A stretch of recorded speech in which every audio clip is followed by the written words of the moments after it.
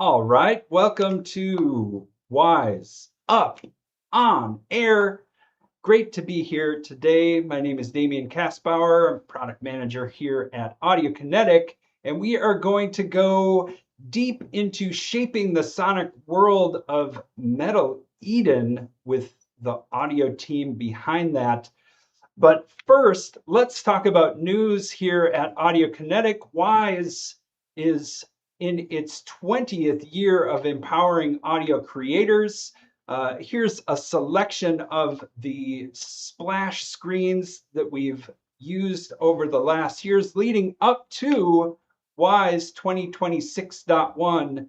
We're so excited to be out here with the beta release out in the world, featuring our fully iterative and continuously live runtime workflow, including the new replay feature.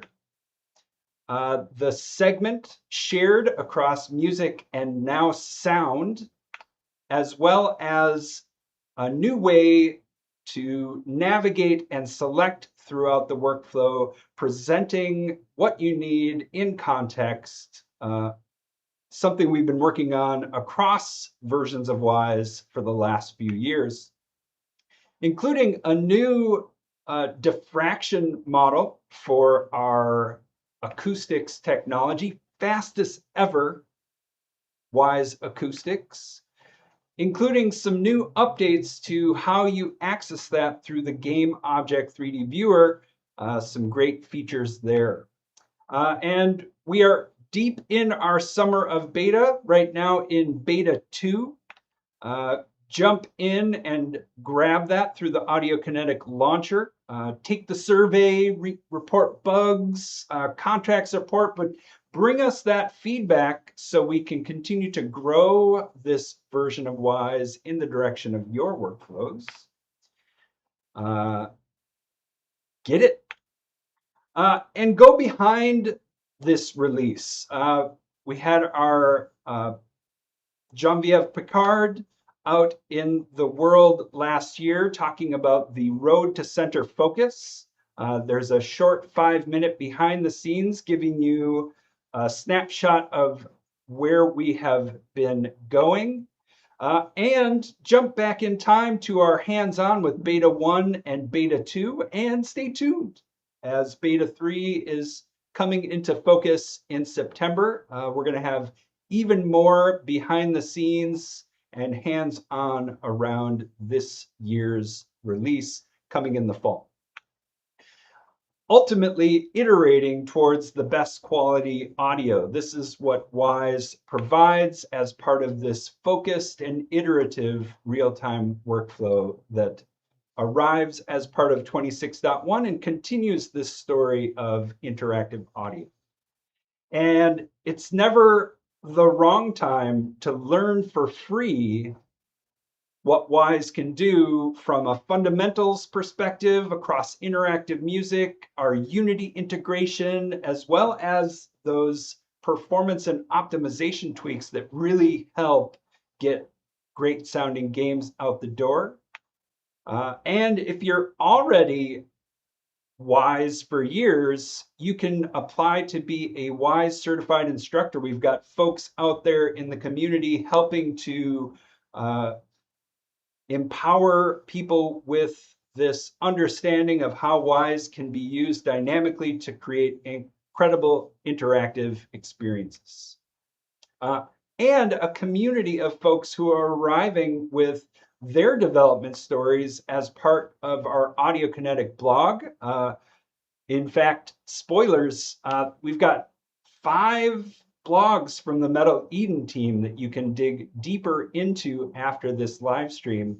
Not to mention videos stretching back for years, both created by the teams here at Audiokinetic, but also from developers out there in the community sharing their experience with Wise.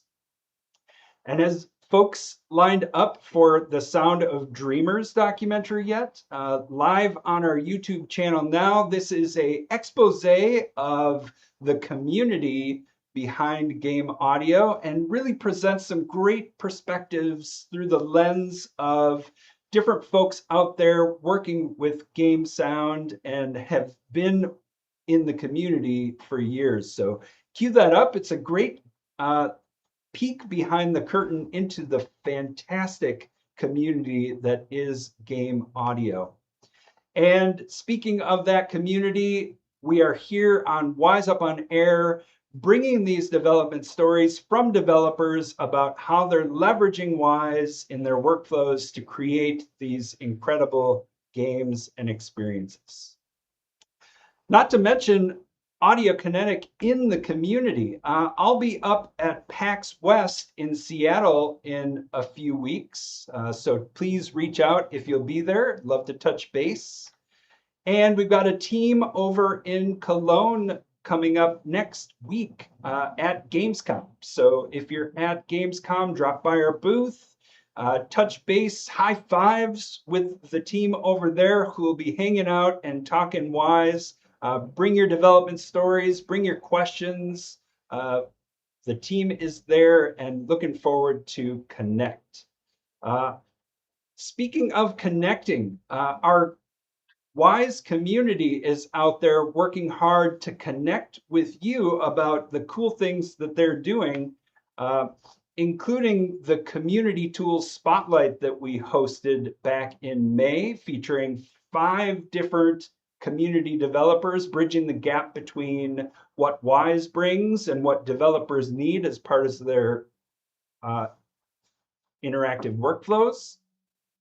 And then just a ton of great stuff coming out of the community you want to shine a spotlight on. We've got a Behind the Sounds of Ambrosia Sky from the team at A Shell in the Pit.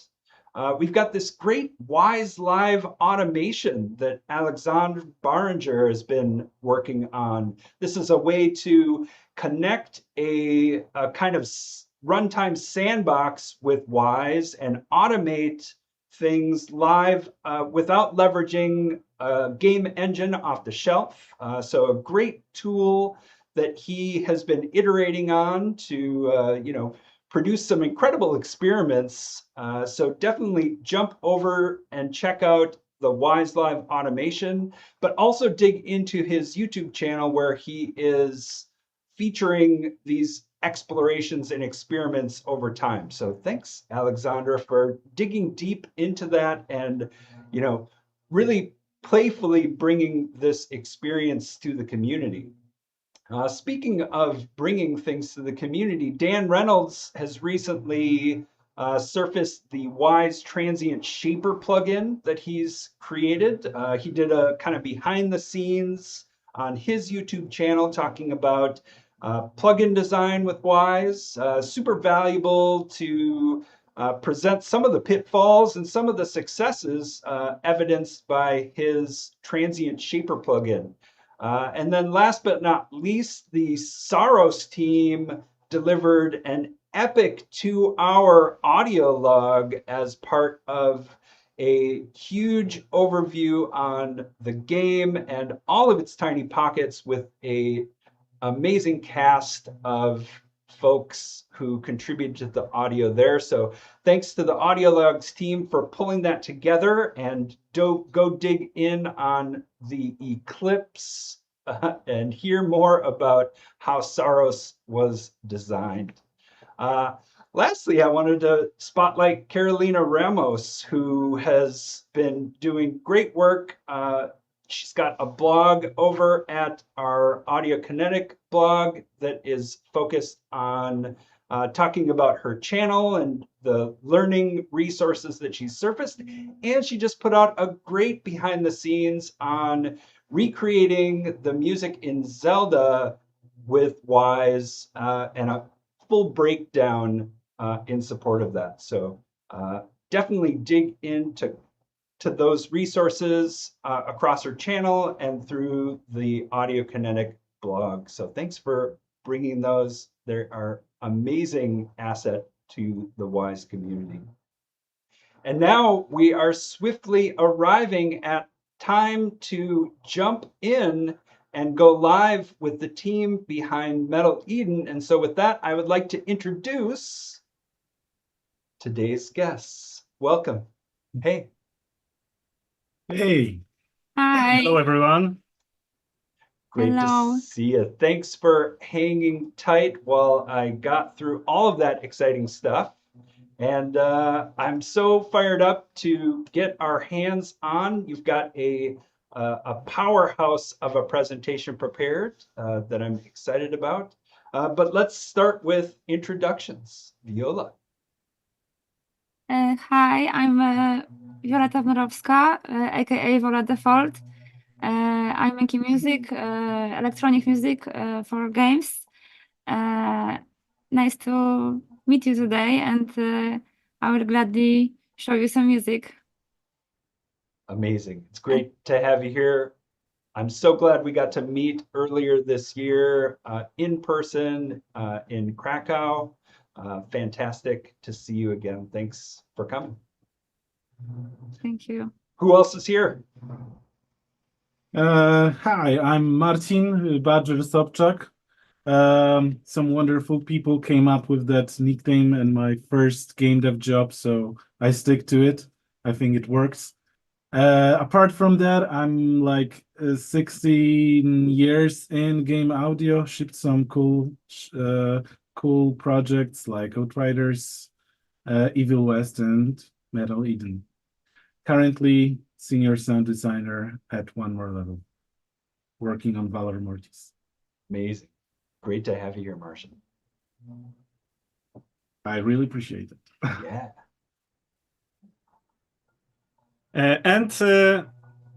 I'm Filip Krzyżykowski. Don't even bother pronouncing my surname.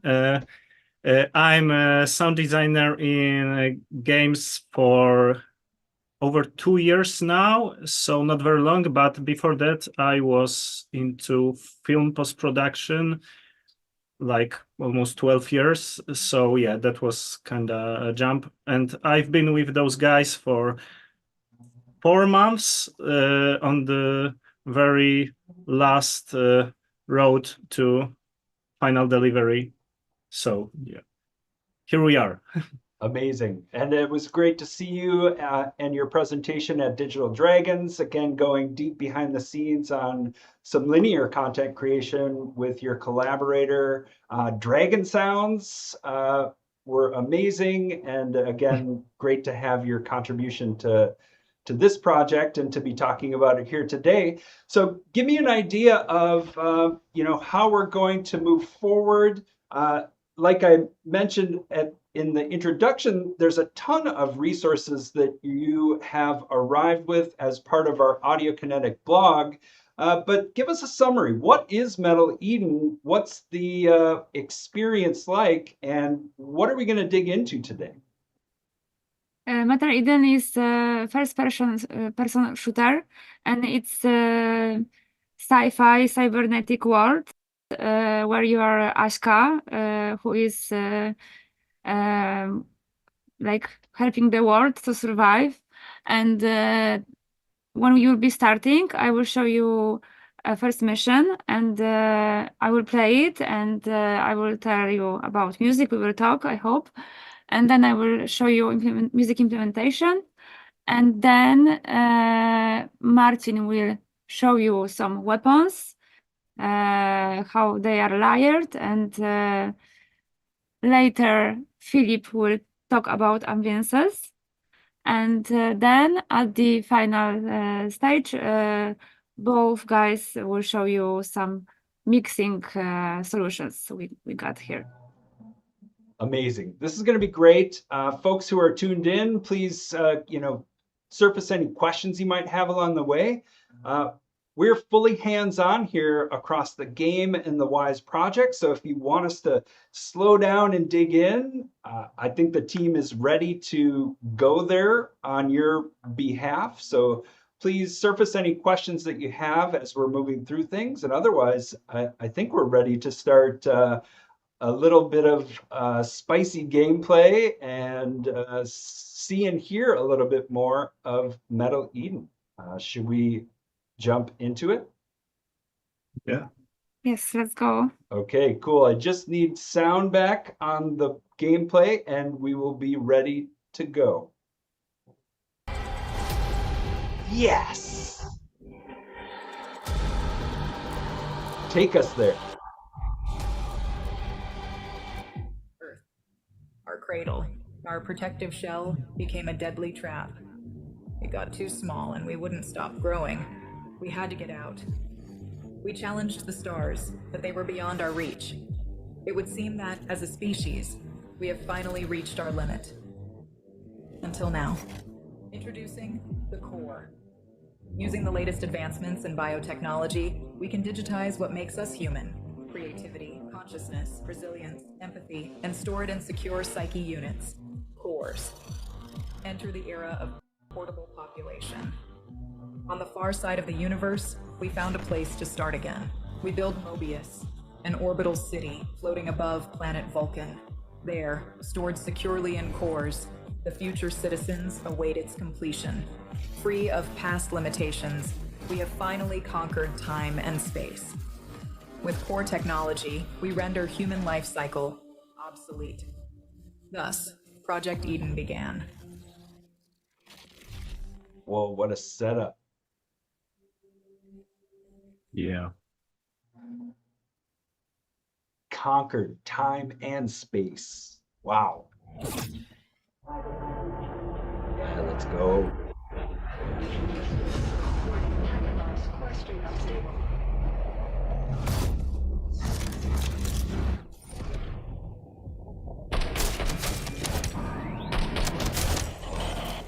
So the direction for this first mission was to have constant pulse. Targets neutralized. There's no much silence here. There's only one place just before the storm, before the main arena. And I was trying to introduce here like this constant pulse and also this bring this atmosphere and this growing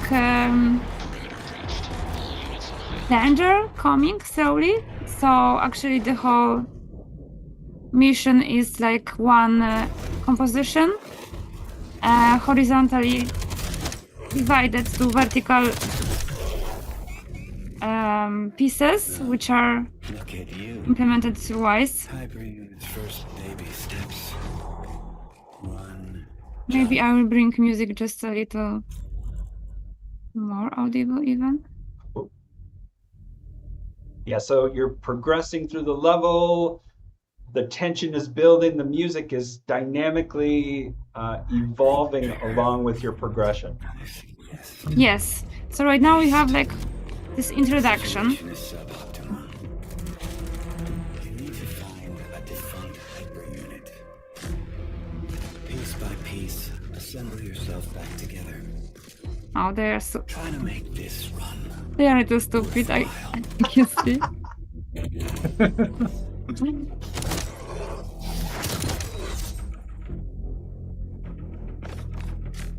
Yep. I'll take a future where the robots are stupid. That's okay. Yeah, so I'm mainly working with analog synthesizers.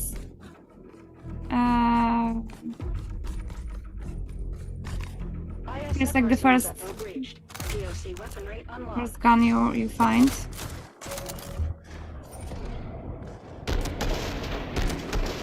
So for now, this introduction is still playing, but after a moment we will have some first change.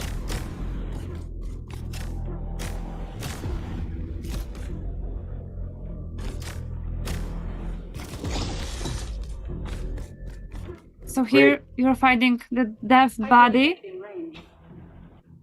of. This hyper-unit was destroyed during the last. It is actually you. It's actually you. You find your own deaf body. Is it?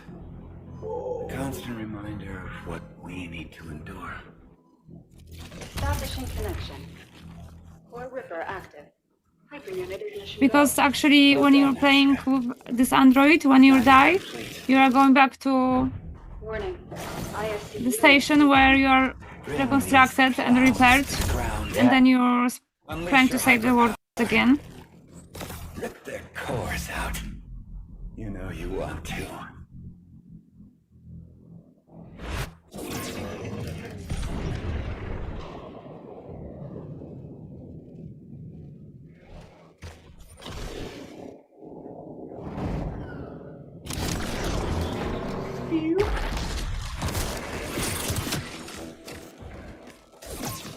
So here, it's like first combat music, which is like the less complicated version of what you will also hear after. It's like the lighter combat, because you are learning here how to use core extraction. Yeah.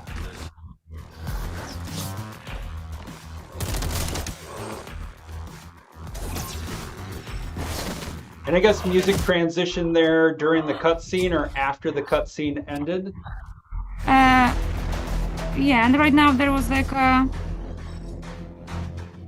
the ending of this arena, which is here right now, like this hit and singing was like ending of arenas, and I was implementing these endings with the singer option. Perfect. Because I like how it works. I will show you later also maybe in Unreal how I implement. Yeah. So here's like another stage of the same composition, which is like choir, and this like a sad arpeggiator, as you can hear. And when right now when enemies will arrive, there will be another layer joining with this like right now probably, or maybe I killed them too quick, because there is like a few seconds of delay to not go in and out, you know, with this. So when we will meet another enemies, probably will join us. This is another layer of danger.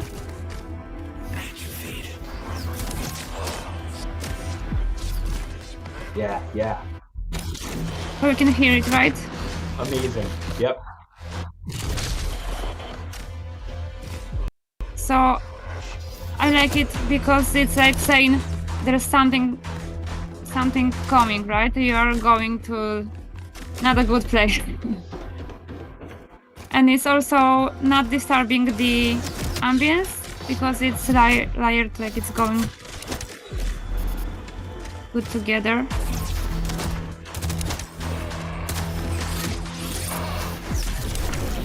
Uh-oh, I will die soon. So I have to adjust to a new situation where I have to talk and oh, there's dive, yay! I was going to So say right now, your skill of being able to both play and narrate is impressive. Yeah. So right now there will be another layer of this, another stage of the same music, which is going to be more like rhythmic with drums, because there will be another chance to learn something more. That these enemies with armor are not really getting damage from pistol or carabin. It is carabin. Machine gun. Machine gun. So we have to consume the core and then give a punch. So right now music should come back already. Or maybe after in the... Yeah, so I don't know what to back. It was a long time. We'll see. Right? Maybe there was a break. I don't really remember. But anyway, it will be another stage soon. Yeah. Well, a lot of great comments in the chat talking about, in the early part, the silent piano in the background being mesmerizing. Wishing that they got to game during presentations and how they've done a few walkthroughs just because of the music. So good to have you along in the chat. Thanks.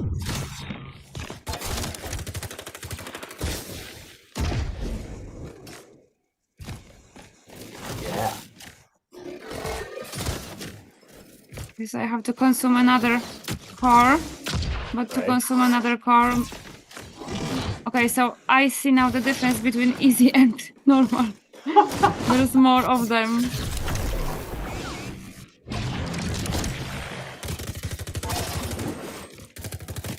This is awesome. And of course, we're having a showcase of the weapon sound design during this playthrough as well. Something I know we'll refer back to.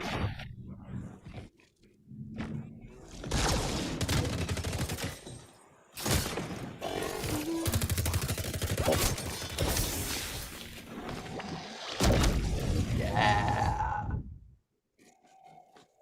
There's more? No, it's No. open.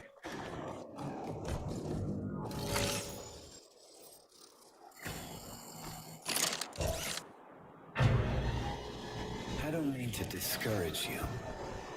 You are determined to do your best. So I suppose your best will have to suffice.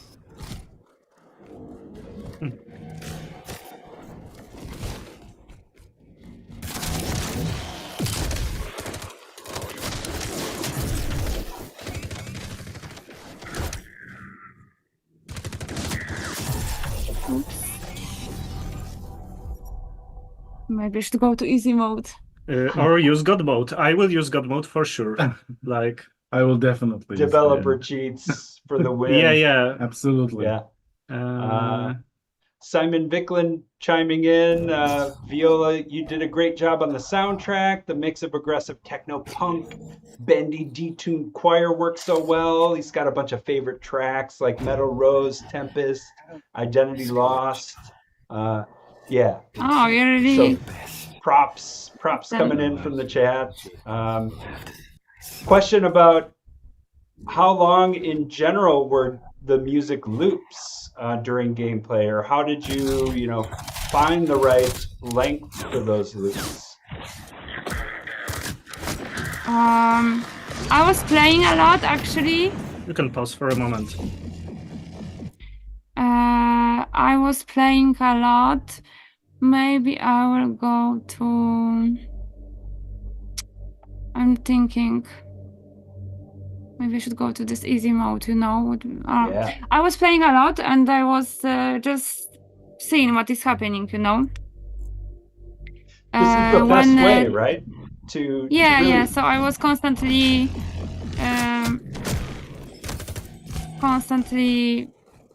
testing, Yeah. This is the true assessment, is that in context experience. Like, well, if you blast through a part of the level in less than 30 seconds, then a 5-minute loop doesn't make any sense, right? So again, knowing the game, knowing the context. So because we played, then you know that there is a moment when you got enough of something, or for example can slowly change or give something new, right? Like new motif or there are some missions that are bigger, and then you have to like change some tracks, like go to the B, then to the C, then to A, B, and A and or B again. I think it's really more difficult. Maybe I will. You don't want to try God mode. No, because I will fall asleep. Okay, so I will focus on playing for a moment. Do it. Yeah. Viola is always amazing. Just killing everyone in the blink of an eye. I think it's just, all this talking, distracting her. Or maybe just the you know, that I'm streaming. But I will get used to it. I will become a YouTuber today. When I was invited to the project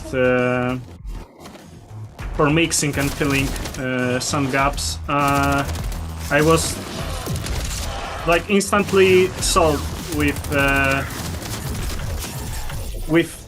even with the opening music in main menu. I was like instantly locked in, and I didn't need anyone to say anything more. I was in. Yeah.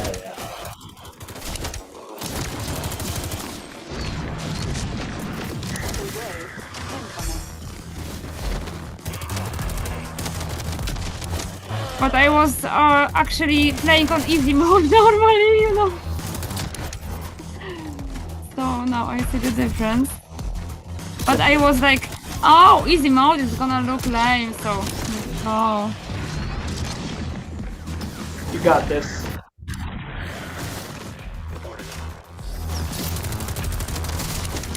But if it's gonna be bad, I will cheat, so don't worry.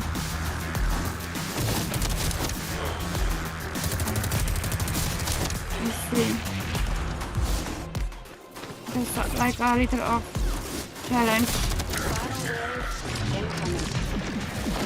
Final wave, you got this.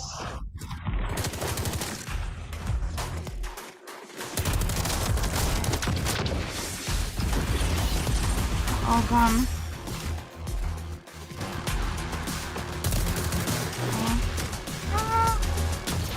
I need some core to destroy this armored one. You got this.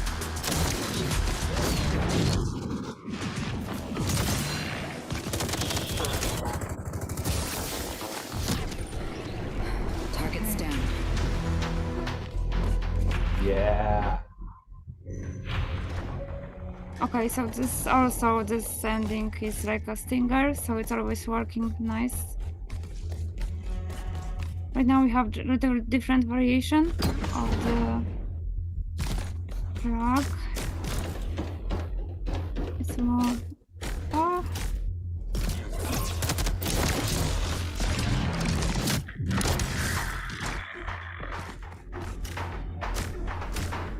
Right now it's more like rhythmic. Oh, so this is the moment when I was expecting. Okay, so now we learn that we can actually punch him without the core, and it's also giving us short window to shoot. So here I went more with this rhythmic stuff, so it's more like focus.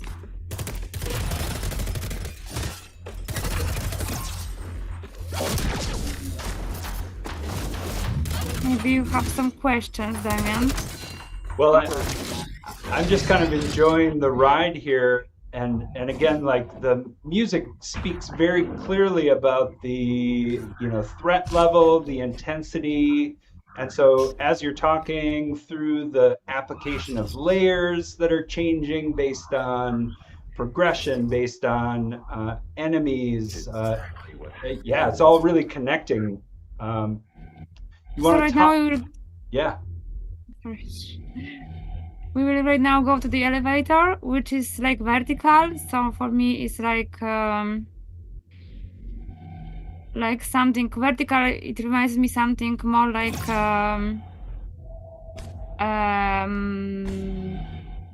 duchowy? Spiritual, and like ascending. Yeah, and it's going to get us to the final arena on this mission. So it's like.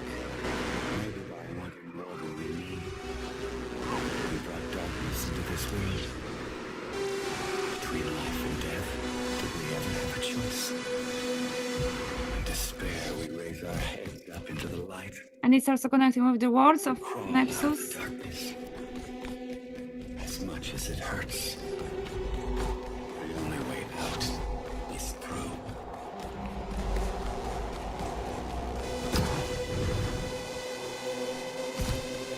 And this is, by the way, the small Cork Mini Lock XD. And here is like the silence before. If you click this, then arena is going to happen. And after this cutscene. Oh, and this is, by the way, like the motif of this dropship, which is this flying. He's called dropship and also engineer in our Lore. lore. Surface elevator to Vulcan. Like is when open. he is appearing, you usually hear this like Whale song. strings, like really disturbing harmony. Yeah, cool. And after this cutscene, there will be like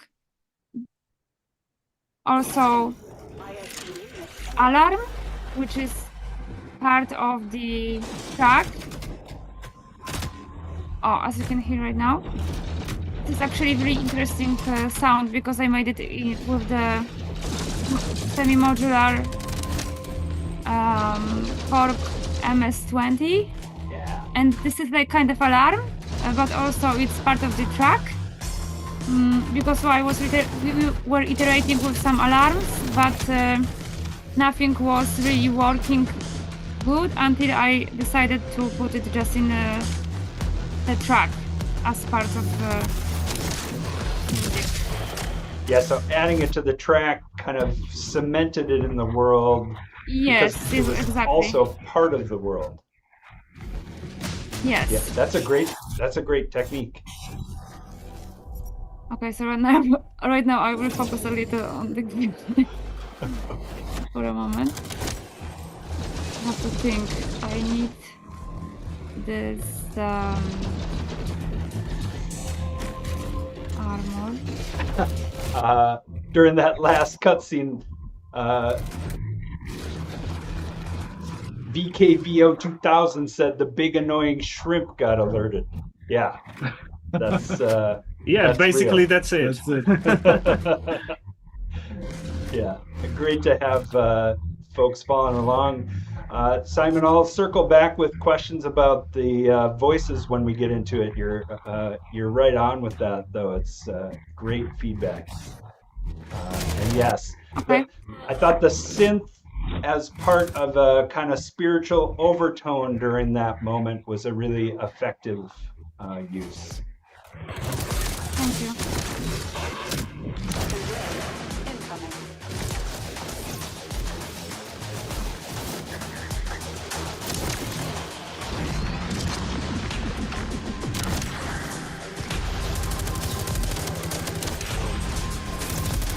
Third wave incoming. Oh, where is he?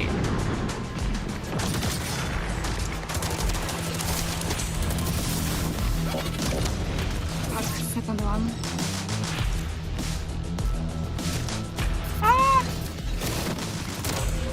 Okay, so there's more of them in this normal mode, but I think I will be fine. I just cannot stop, you know, because you have to always move here. We're moving with you.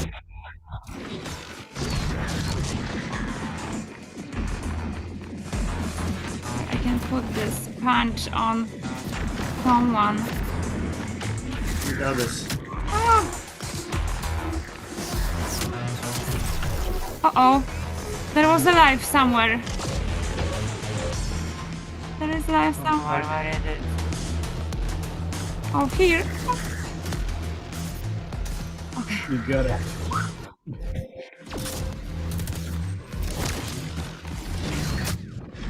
Fuck.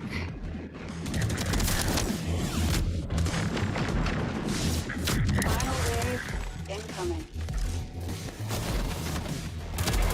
Honestly, I don't know how Viola is doing this because, yeah. Okay. Let's go. I mean, splitting attention between talking about the game and playing it. Uh-oh. You got this.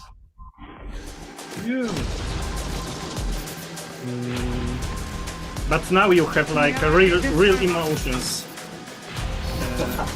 Not cheated one. I'm not too scared. Okay, I got the armor. Maybe right now it's good time.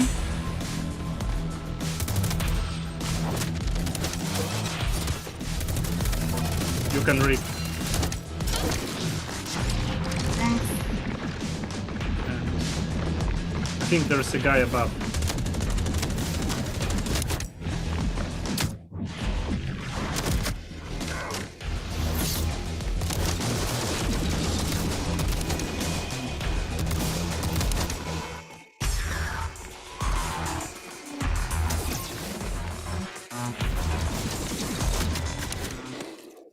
Target's down.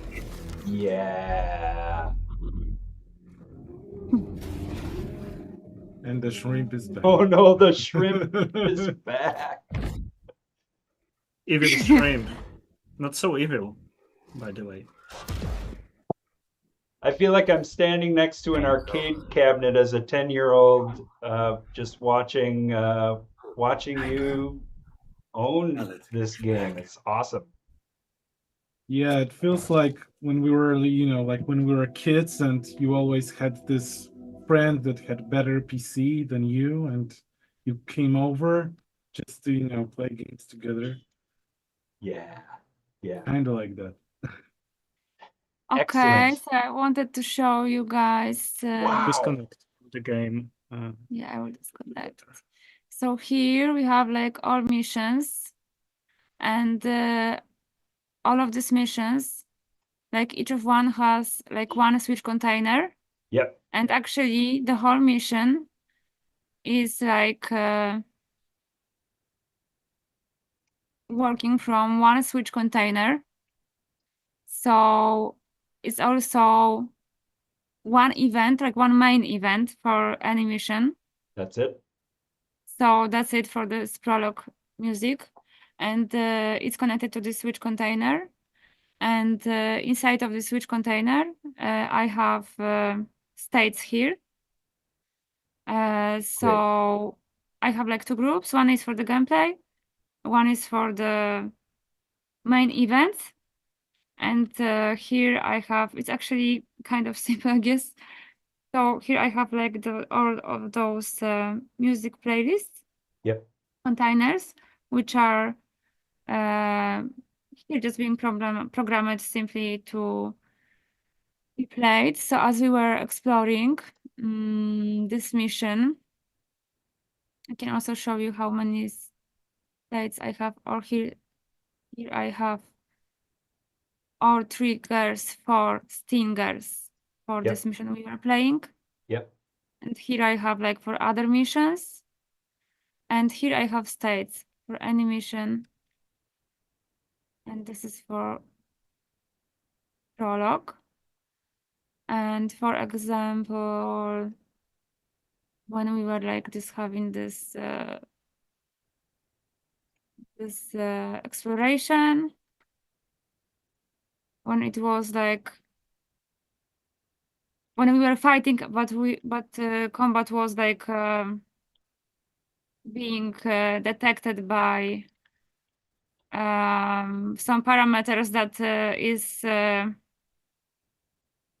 making the switch to combat. Yeah. And if there was exploration again, there was just this layer was going off again. And yeah, so there was few things like this. And turn down Wise because the game was much quieter in the mixer. Okay, good idea. And I lost sound from Zoom. Yeah, I think. Okay. I think you need to focus on the game for a second to bring it back. Focus back on The sharing. Yeah. Yeah. What happened? Now go to Wise. Let's see if we'll pick back up. Oops. We lost focus. Like, go to the game and try to alt up through the windows, not click. Maybe. Like we lost connection from with the game. No, no. Uh, No. Try when you pressing were play back- in Wise, yeah.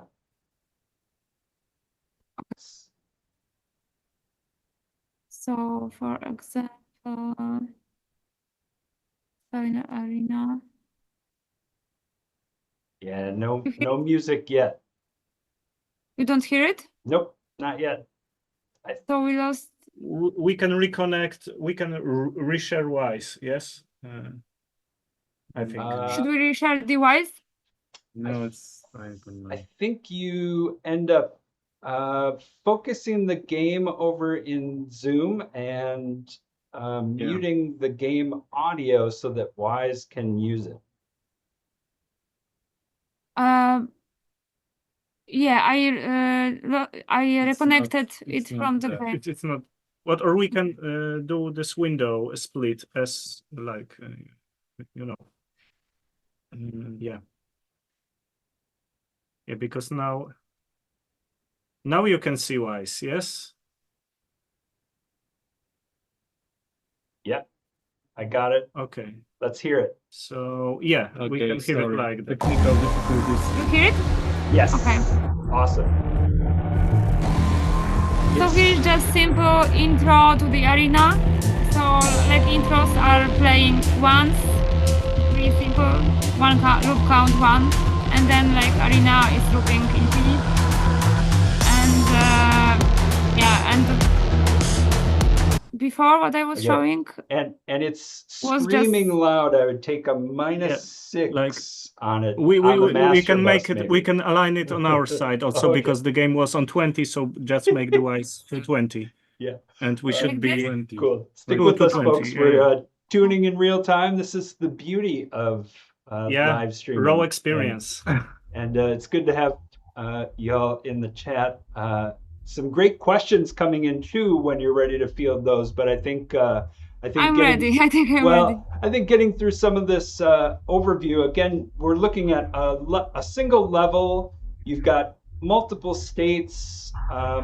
You've got playlists within those. And we're looking at some layering that you're doing where you're toggling states on and off with states. Yeah, so this composition was divided in the DAW. So here I'm like vertically switching the playlist containers. Cool. But just when there is like a combat or exploration, sometimes there is like this switch during the game. So mainly in arenas, there is a lot of tension in Metal Eden. So I decided to any arena that priority is to create the best combat I can or Sonic can, and they are looped, but they are having like these segments where the tension is growing, then little going back, and then growing again. And between arenas, I was using mainly explorations. So it's like sometimes also it's being losowanie było? Randomized. But usually it's more like being connected to this in combat switch. So if you have any questions, I will be happy to answer. Yeah, I mean, I'll speak on behalf of the chat. There's just a lot of love for a bunch of different tracks in there. And Simon Vickland's asking, during gameplay, what types of DSP are going on in Wise for music specifically, apart from, or including, how are you using low pass filtering or ducking, taking damage, going on? Are there layers or stems being introduced? If so, are these game parameters? Is it time-based? Just maybe dig into the dynamic piece of DSP and filtering with music. So we are using LFO, for example, a bit to make it more dynamic. And for example, after 30 seconds or 90 to make it a little less audible. It's not really noticeable, but to not get too much tired after a while. we are using also low pass filters somewhere further in the game. And we are using ducking, yes, but I think about this, guys, which were technically mixing will Yeah, have a better answer, for example. Show that. Great. Um, Smart LP mentions that in general, the music changes with enemy proximity. Is that part of this, part of the way that the music system is working as well? can you please say it once again? Yeah. Does the music change with the number of enemies on screen, or are you counting these kind of things? There are a few moments where I'm using it. It's not really actually. I made it the simplest I can. So it's there are when, for example, there are some spaces between arenas where there are only few. Sometimes it is being used. Yes. Awesome. Awesome. Yeah. Again, like, and I think you're talking a lot about systemic design when it comes to music. Like, you put these tiny building blocks in place, you have these parts of the game that are pushing and pulling that both sequentially as you're moving through, and as we're talking, you know, across these other properties. So that's awesome.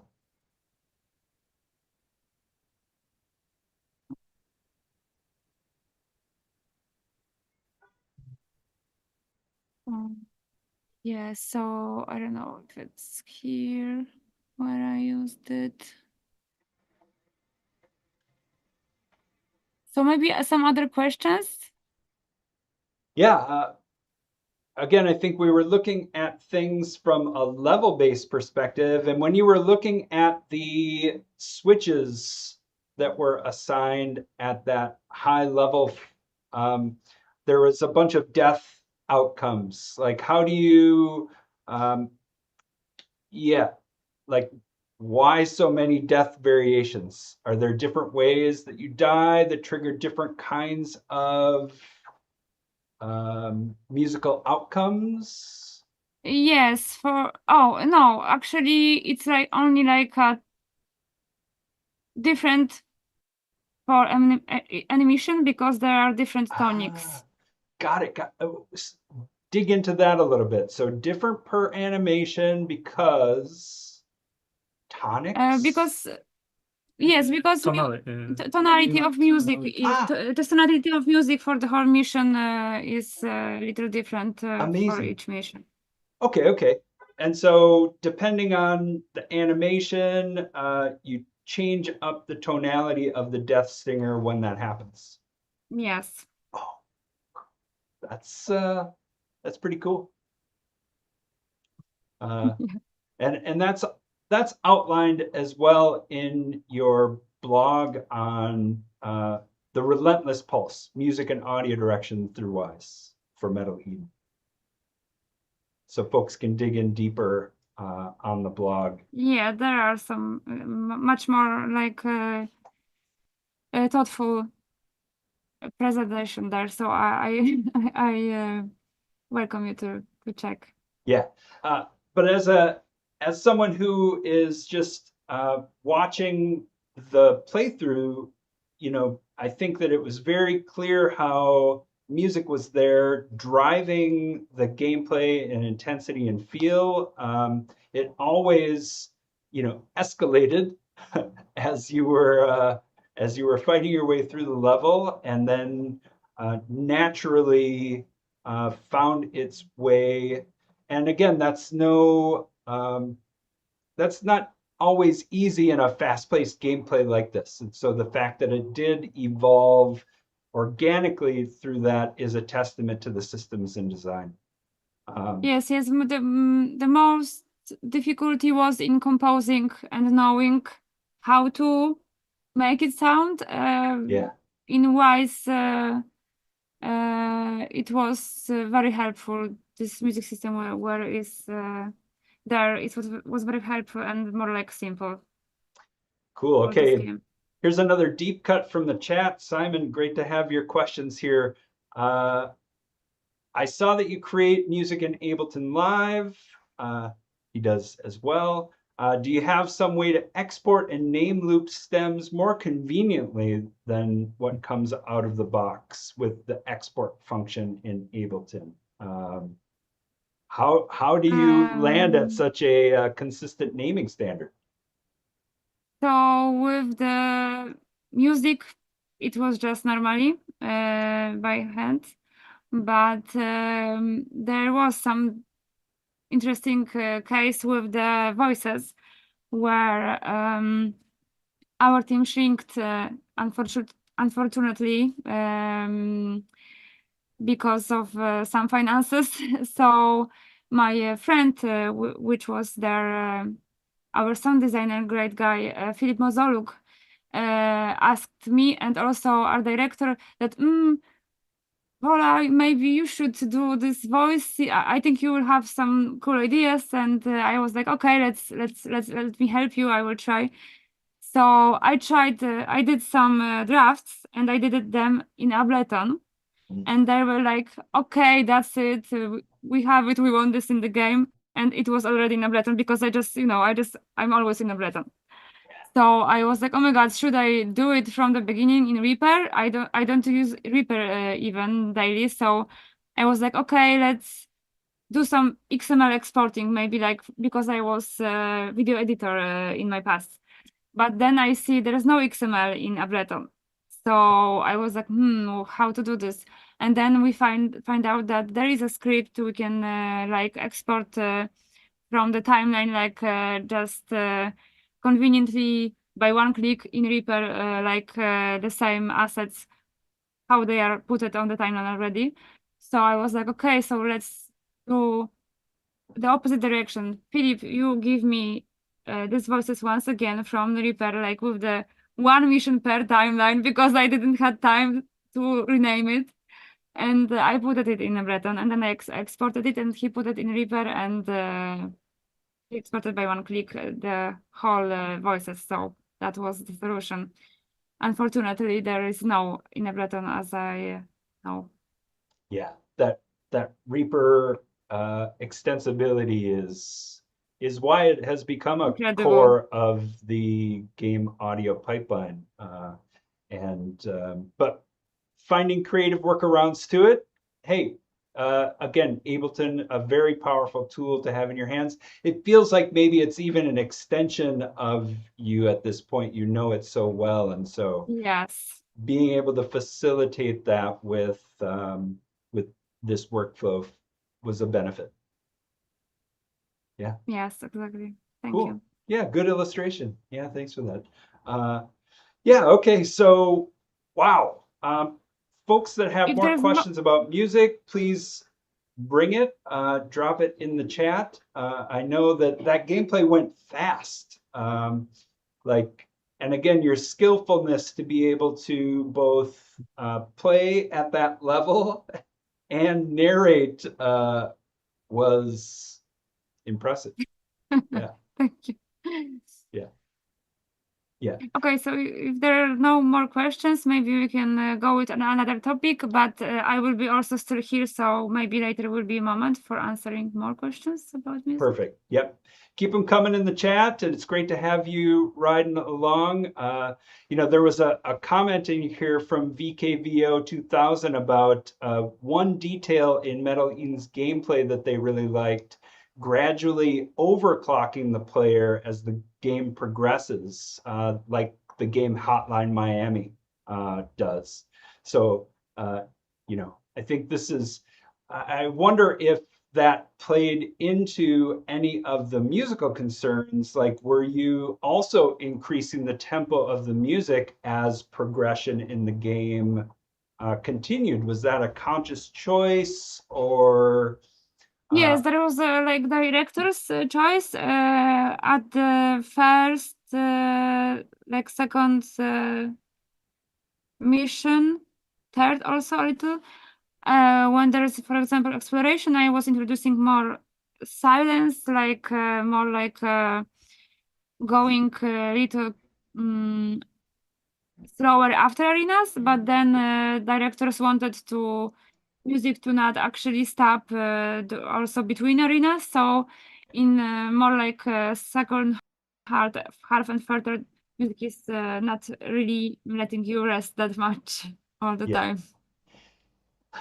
And I think that's a really important point, right? Like, how does game design drive the pulse of the music, right? With the arena versus exploration, the pauses in between. Like, as a composer, when you're creating a track, you're naturally creating these kind of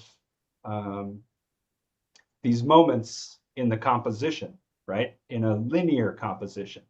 And then I think what becomes really interesting is that with a level being the composition and the dynamics of that dictated by the gameplay, right? So now the gameplay is saying we're going to go hard here for this many enemies, right? How does that, you know, as a composer, then you have to, work with that structure of the level with how you compose.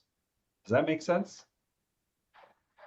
Yes, that makes sense. Yes, actually, gameplay dictates how music was composed. Like this combat was written especially for this gameplay, and sometimes there are bigger missions, heavier and slower enemies. Then music has different tempo, different feel, and sometimes so it's actually playing music, playing a video of the gameplay on the second screen while making music. Right, right. Ah, that's a great technique as well. Yeah, using that as the source for your composition. Yeah, so you're feeling and watching it while you're writing. Yes, exactly. Nice. That's a pro tip. Yeah. Oh, and also not only that, I always divide my screen, and one video I have like a gameplay arena, for example, or cutscene. Another I have like something from Ghost in the Shell, maybe, and another one I have something like, I don't know, FK 8 Weeks music video or some movie, or like Blade Runner or something. Like when I have like few spices of aesthetics. Yes. Because I have a little like this how do you say, łączy się obraz z dźwiękiem. Synesthesia? Synesthesia, like when I see, I know how it sounds, you know. Amazing. Yep. And all the soundtracks going at the same time? No. Just the images. Yes, only images, never sounds. But that is a amazing way to, you know, take in a kind of influence during this process of creation. I think, very unique. Cool. Thanks for sharing that. Welcome. Yeah. Wow. Okay, there's a lot there to think on musically. So folks out there who are catching up, let us know if you have other thoughts about the music. Meanwhile, let's switch gears. We saw a ton of, let's do it. All right. Yes. And of course, Let's in do that it. gameplay, we heard a lot ready? of weapons design as well. And so, in such dense gameplay, there is no distinction between stuff. You can always hear all entire soundscape working together, basically. Yes, exactly. Wait, options and Game is muted, I think, in the mixer. Yeah. In this control M mixer. Okay, hello, lovely people. I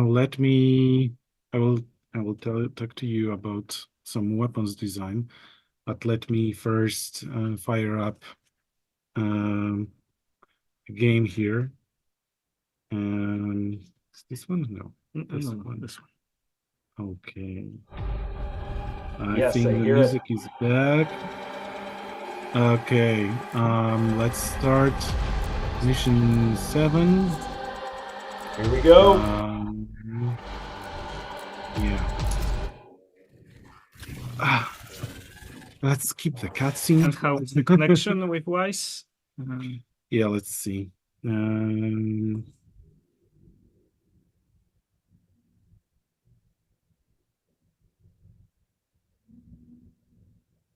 Okay.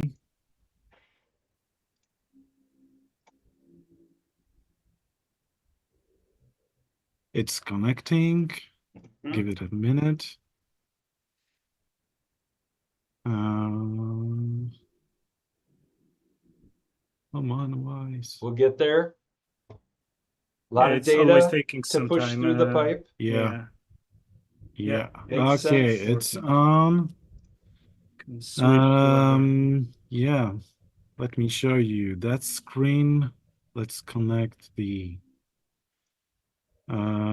listener object. I think we're good here. Cool. Let's go back to a game. Okay. Short, quick note. I'm not as good as Viola. So yeah, I will put on God mode. Maybe fuel also. Yeah, maybe. But it's your call. I'm just saying. Should do ammo refill. Yeah, fuel might be okay. Okay. Let's go. Okay. Just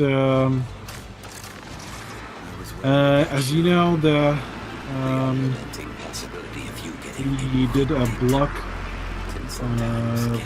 series on Metal Eden Audio, and there is one on the weapons as well. So if you want to, I will just say that if you want to dive deep into and see what's happening on the creation side, in what's going on in DAW, processing and all that, some videos from Reaper, you can check it there. But Drop that here link in the gonna- blog so they can go Yeah. deep in that after the fact. Yeah, as you can see, like, I'm not that great at playing and narrating at the same time. So yeah, let me just jump straight into this.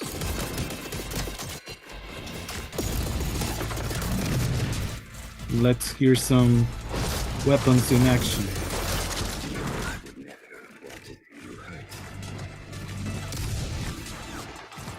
Oh.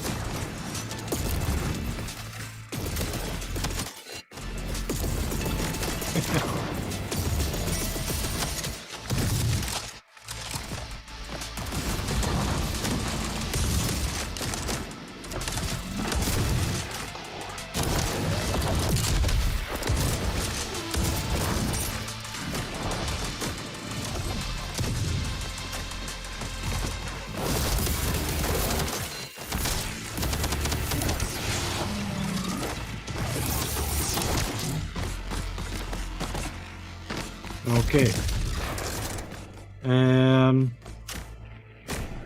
Yeah. I will just go through different places, jump through different weapons. This is one of the last missions, so you can hear the variety. We have almost every weapon that is in the game already. Great, talk us through when you're swapping out the different weapon styles. Oh, okay. Sure. So yeah, so this is like the basic weapon that you start with. Got it. It's weak, fast, and I would say it's kind of the homage to like the classic cyberpunk anime Uzi weapon. Yep. It's not called Uzi in the game, but it's fast. It's very transient-y. Yep.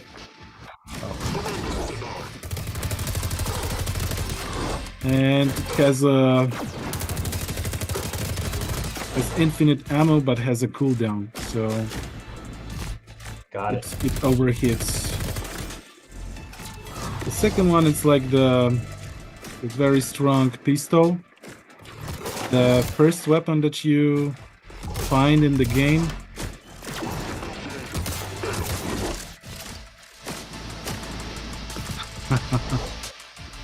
Sorry.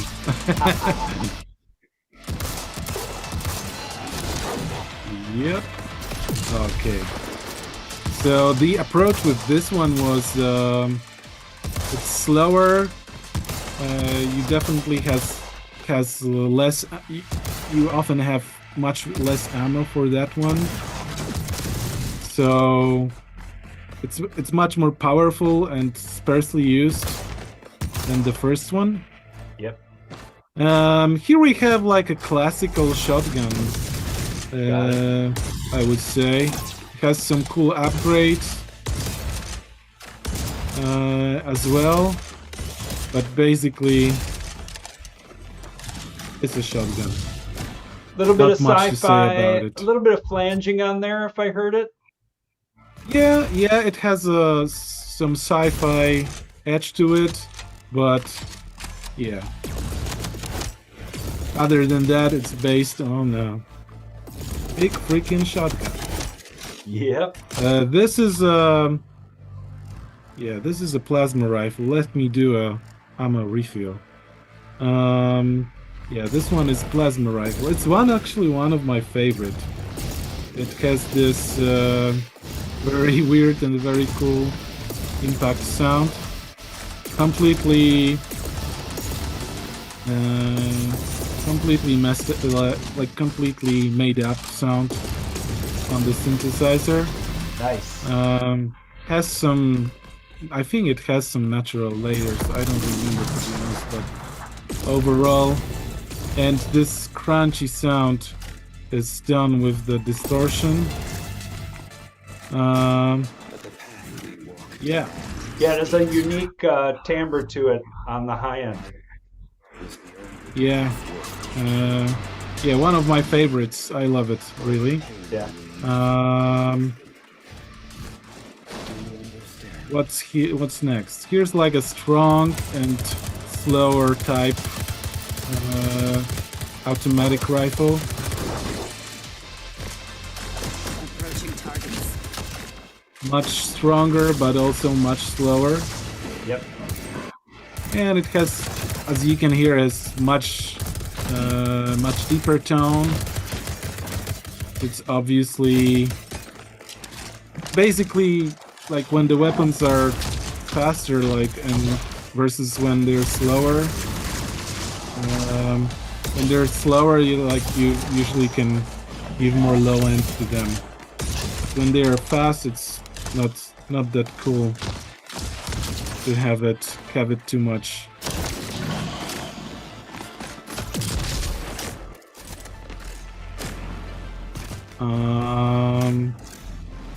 Yeah.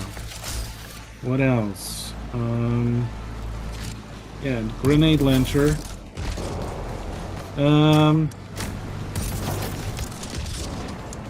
What can I say? Grenade launcher. The sound. I think the sound are roughly based on out of the actual real grenade launcher, that, you know, that characteristic oomph. I think it's there. Yeah, armor refuel. And yeah, I think, let's go back for a second. Yeah, I think I used some interesting field recording story. I think I used recordings of like metal, heavy metal, like rattling from the very old oven I had in one of my flats a few years back, and recorded it, and boom, I think it's there as one of the layers.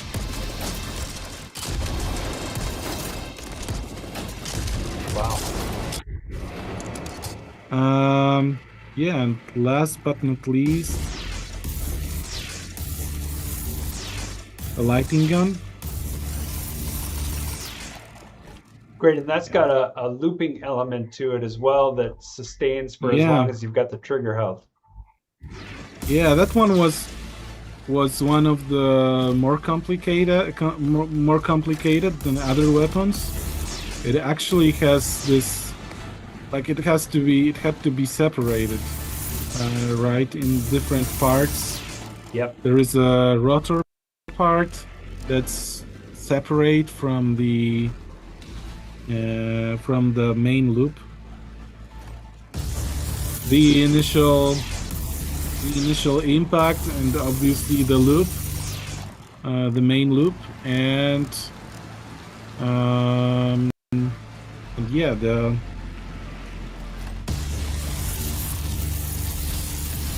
signaling was also interesting on this one. Aha.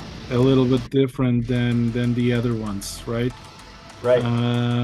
And you never had to deal with NPCs using that weapon.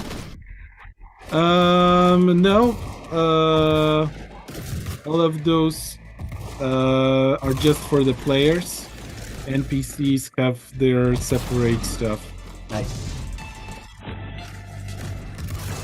Nice, and you know, we got questions coming in from the chat about the weapon system. Okay. So we'll bring those in time. I guess a question from that I have based on a comment from Smart LP. They're talking about the scoped version of maybe the AR.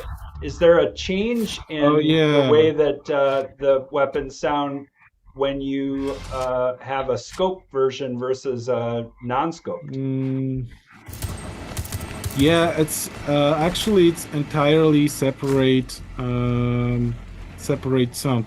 Let me see, because it's an upgrade. Let me see if I can in the shop. Yeah, let me see if I can actually put it on. Because this one, if I remember correctly, yeah, there is scope. It was this one, right? You can go even further.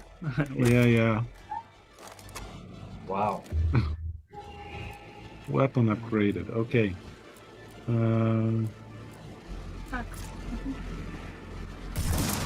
So yeah, so this is like a completely separate set of events for all the mods. Sometimes I'm reusing some layers for sure, but I've been like approaching them to design most of the time to design them from scratch. Yeah, sure. Good call, Viola. Let me mute music. And here we have some wonderful ambiences. Just a second. Okay, yeah. Yeah, and yeah, actually I wanted to show you some well, and I love the recoil on that blossoming into stereo after. That's effective. Yeah. I think it's we can look in Wise for a second. Right. With that, let me see. And a comment from BKVO 2000, the lightning gun throwing them back to the Tesla gun from RTCW. So, yeah, you're getting good vibes out there. Thanks. Awesome. Thanks for the comment. And again, from them, one of the advantages of Metal Eden's game loop is that you mostly never stay on a single weapon, even if you're desperate for ammo to show up. You're constantly modulating these weapon types in order to get the right gameplay fit. Yes, that's true. Okay, so yeah, we can let's just take a look into Great. And we've let's got just that check ambient still cooking in the background, so great to have that. Yeah, let's just soak it in. Yeah, and we're profiling live in real time, so we're seeing down there the voices that are coming in for that ambient while you're digging around, just so people have context of what Wwise is doing. It's connected to the game. Yeah, so as you can see, like this is, for instance, this Marksman Fire upgrade, the scope upgrade for SMG, basically. It has like different layers. Quick workflow tip: I usually I don't like to layer things in the blend containers, right? Because then when I open the events, like just like this one here, I can see exactly what's going on and what layers I have in the game. We can actually take a listen to some separate layers. Let's just check. Cool. I think it might be cool. Let's focus on the game. So this is actually a core sound. Let me solo the let me actually solo the weapons only. Maybe.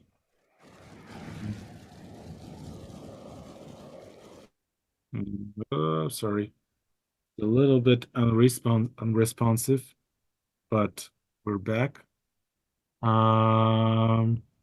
Yeah, I think it should be this one. Okay. Yep. I'll refill.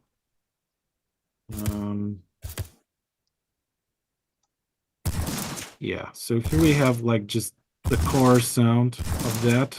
A lot of distortion in the low end, as you can hear. That's probably where the oomph is coming from, and that cool sounding recoil, Yep. What else we have there? Let's This jump is great. back. Unpacking the layers of this weapon type.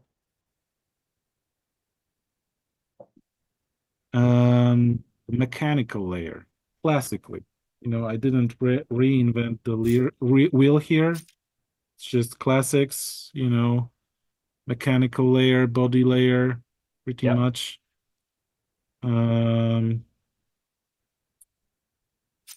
So yeah, just a click, nothing special, nothing spectacular, I would say.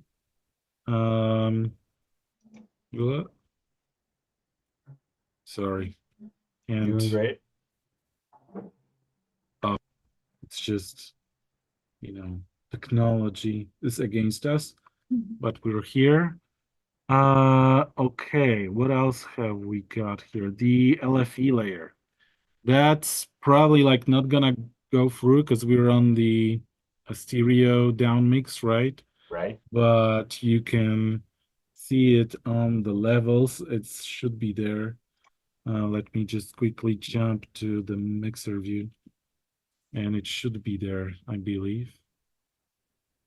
Yeah, it's going through. So, like for, I think Wwise in the down mix version, it's removing LFE. But for those guys that have some bigger setups, they can, get more oomph through their subwoofer. Cool. Right. Always worth considering. Yes. Especially it's first person shooter, right? So gotta have that. Yeah, I mean, and especially from that perspective, that LFE layer like adds this sometimes it's like the missing, element. Right. It might even be driving a haptic chair out there in the world somewhere. Yeah. So yeah, absolutely. Cool stuff. Okay, let me see. I think I muted the bus. Let me unmute unmute everything for a second. Yeah. Um, I saw this weapon spree. This is like the sum of all. no. That it's like going through the different buttons, Oh. I believe. What I wanted to show, it's basically I need to do ammo refill, I believe. Yeah. Ooh. Let's see if it's actually working. Okay, it's there. A small click that you're going over the last bullets. Yeah, it's not that present in the weapon, in that weapon particularly, but for instance, it's very useful for the more useful for the automatic weapons, I would say, because when you're like having like so slow weapon like that SMG rifle over the scope thing, Yep. like you're usually like you're rather aware of your bullet amounts, but when you do like a quick series like this one, like it's cool to hear that gradually coming in that you're out of that signaling that you're going out of ammo, right? Yeah. So that's how it was used here. Yeah, let's quickly just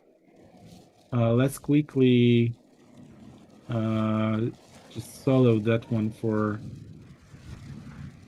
the basic rifle. Yeah, great. Um, Well, and we almost made it Utopist. through that event, and it was maybe when we I get will to the. go back there. Okay. I will Okay. go back there. All right. All right. Just this is the same thing. It's just, working a little bit different gameplay wise. I think Yep. it's worth doing.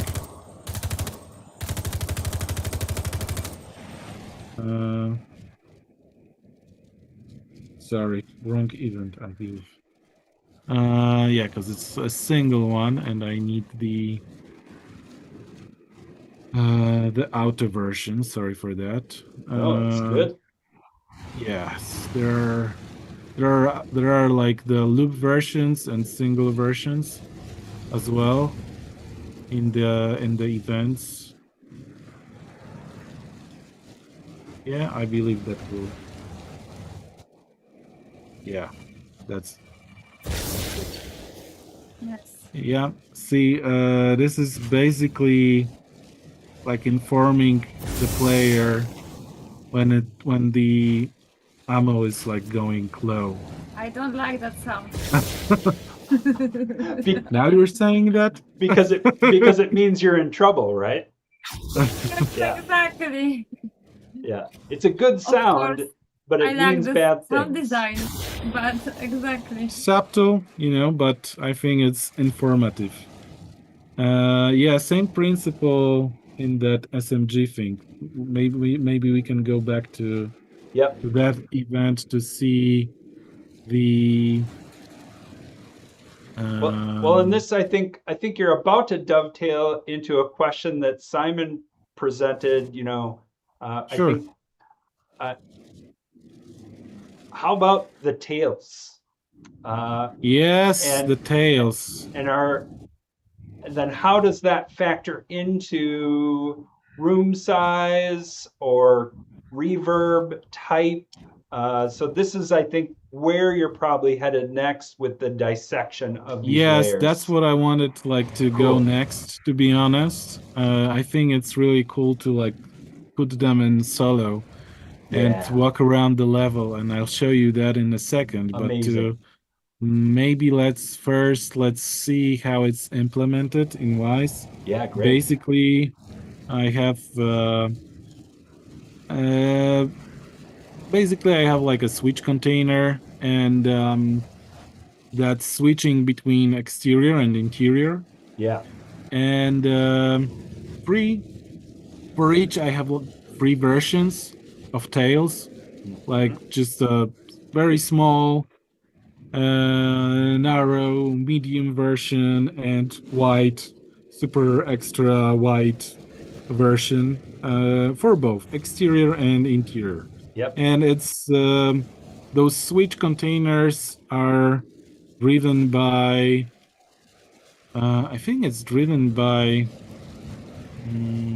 RTPCs. Let's see if we can find it.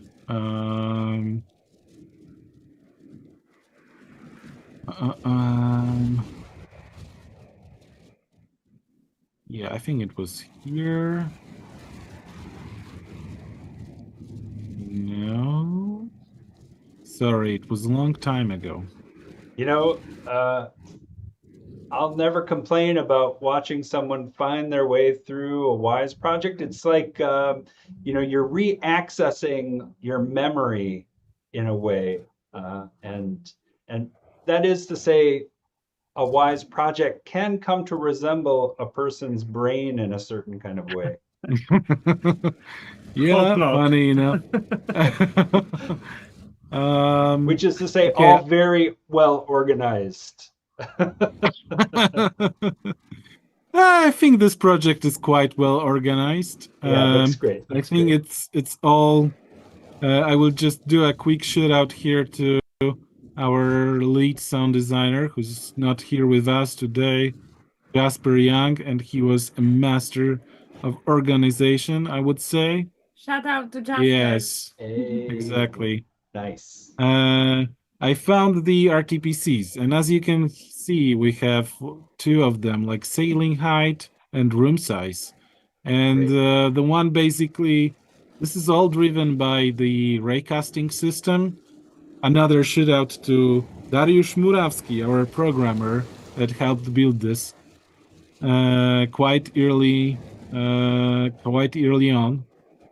And we have one RTPC that's giving us the sailing height, and the other is like estimating the room size. And they are basically driving those switches changes. Great. And when we say raycasting, just for folks who don't know, this is the idea of from the player in this context, throwing out some imaginary lines in a direction or two in order to measure the distance between the player and a surface, the ceiling, for instance, or the room extent. And again, using those values to drive the reverb parameters. Yeah. Sweet trick.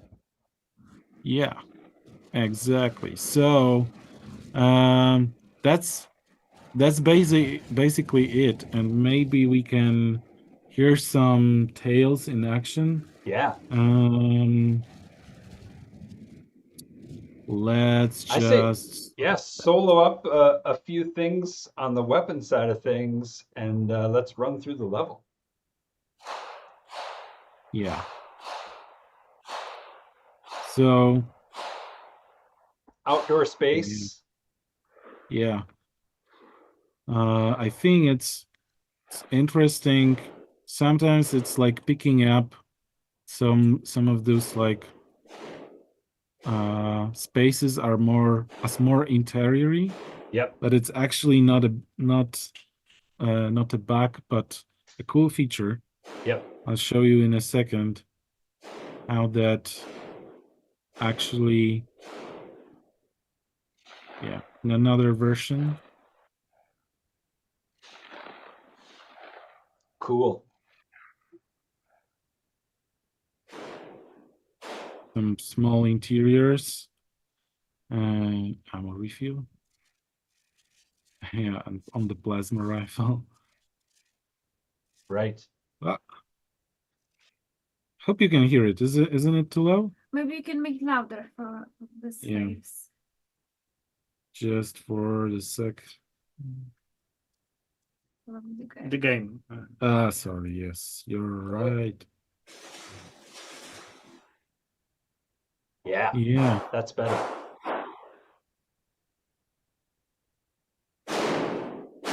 Yeah. There you go. So, cool.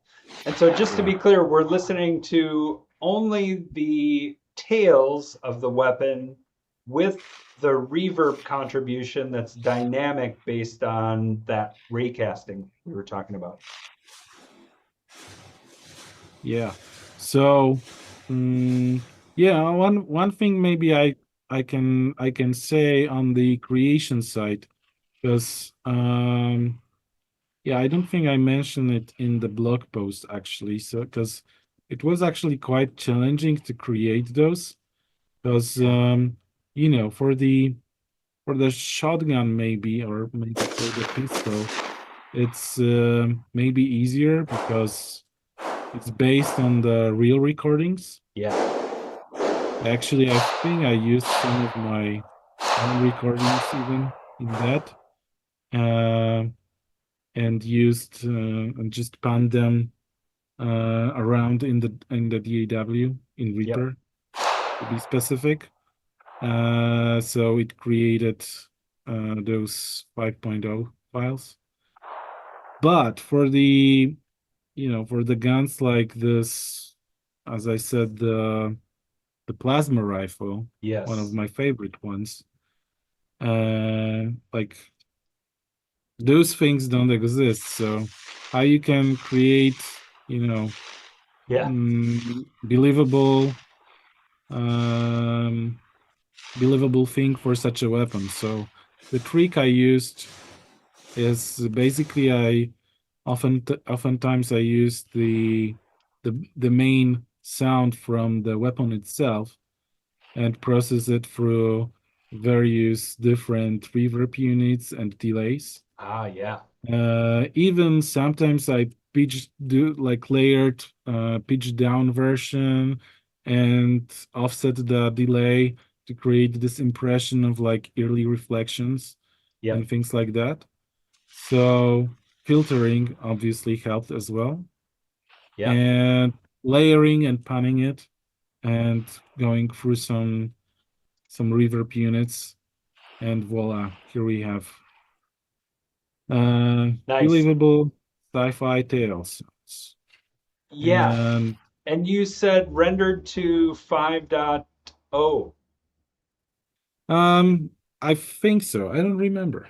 Yeah, Let's okay. see. All right. We can check that actually.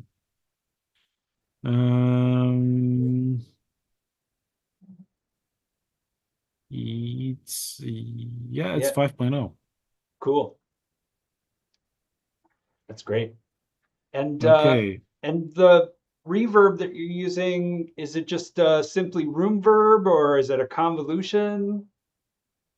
Oh, I used like for the processing and for like the design of the tails itself, I used the very different units. Yes. I used convolution reverb. I used some algorithmic reverbs, especially I think like Valhalla reverbs. I love them. Yeah. Or things like reverberate for the impulse response reverbs, and used some exterior impulses for that. And yeah, and I didn't have the dedicated like surround reverb that was generating like a surround uncorrelated like surround sound. So I used different units set a little bit differently and panned them like separately, like hard front, hard rear, to have like separate spaces that it won't have like some phase issues when you fold it down, but it also was like a interesting for designing have different flavors for that. Yeah, exactly. And in Wise, it was driven, the RTPCs that were driving reverb size. Let's look into that right now, because it's actually another layer of that, and I don't think we heard that yet. We hear reverb. You can mute the ambiences. yeah. Yes. Let's master. And then this one, right? Oh.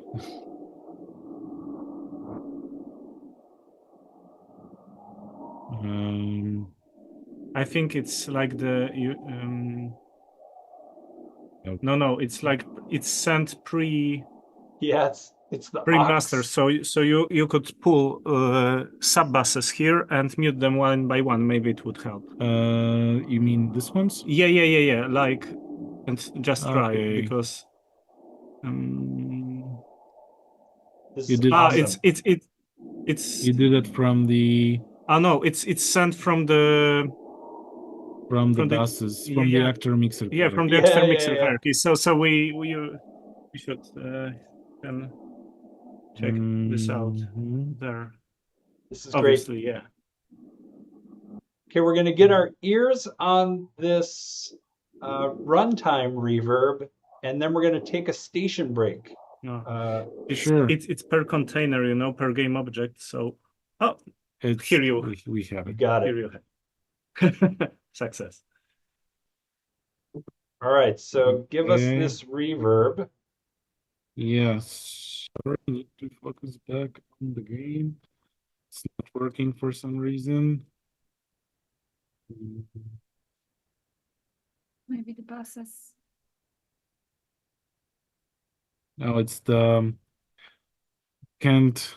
Sorry, it can't focus on the game. It should right now and can't move. Okay, so then Okay. perfect time for a station break. And what we're going to Yeah. do is take a 5-minute pause. We'll be right back. And when we get back, we are going to hear that runtime reverb that's applied to the weapons based on that Yeah. raycast.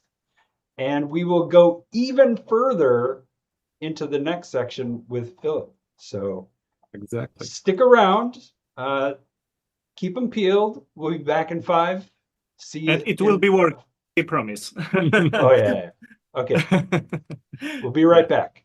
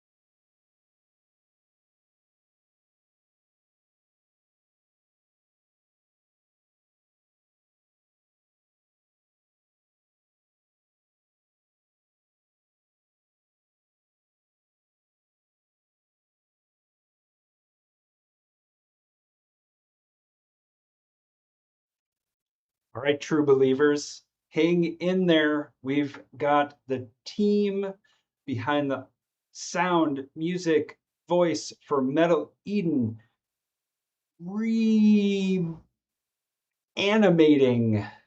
this amazing experience to carry it to you. It's just going to take us a few more minutes to get back to where we were. There's no Control Z in real life, so hang in there and we'll be right back.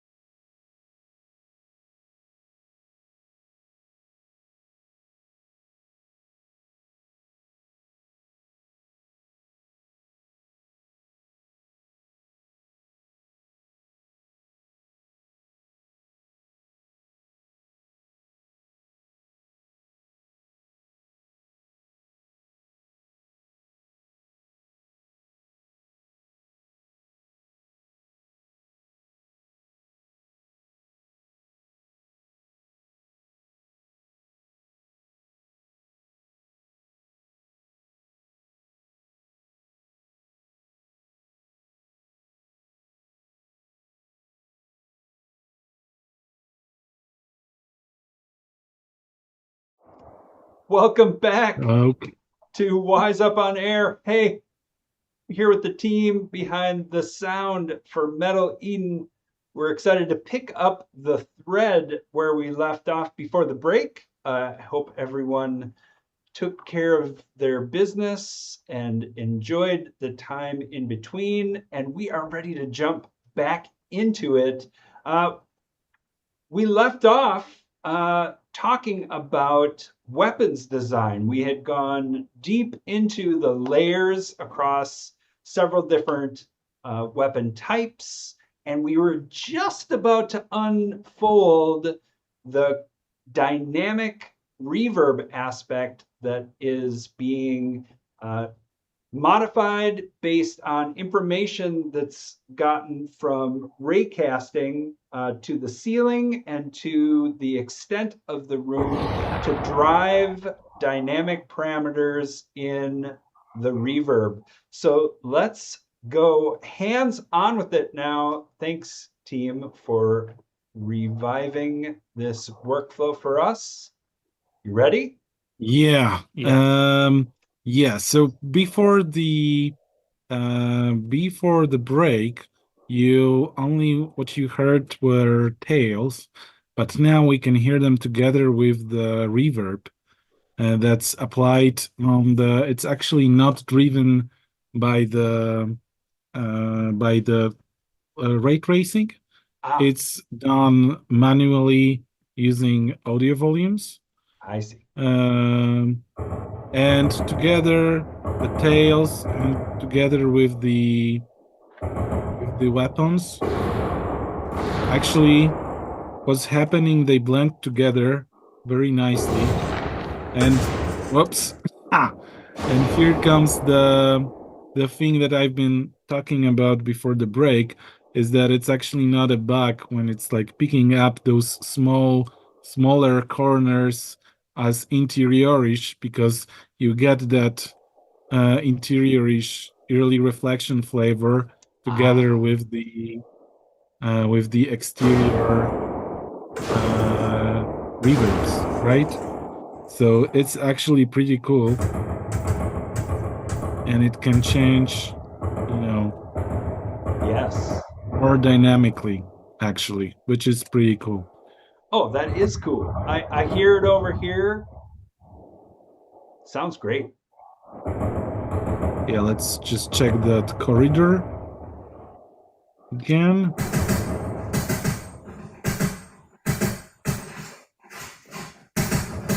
Like together with the reverb.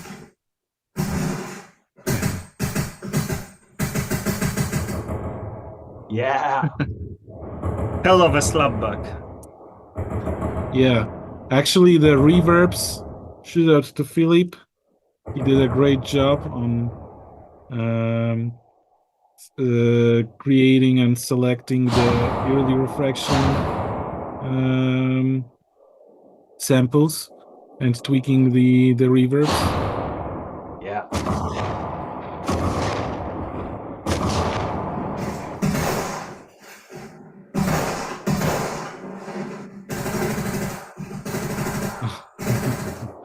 Great. It's funny.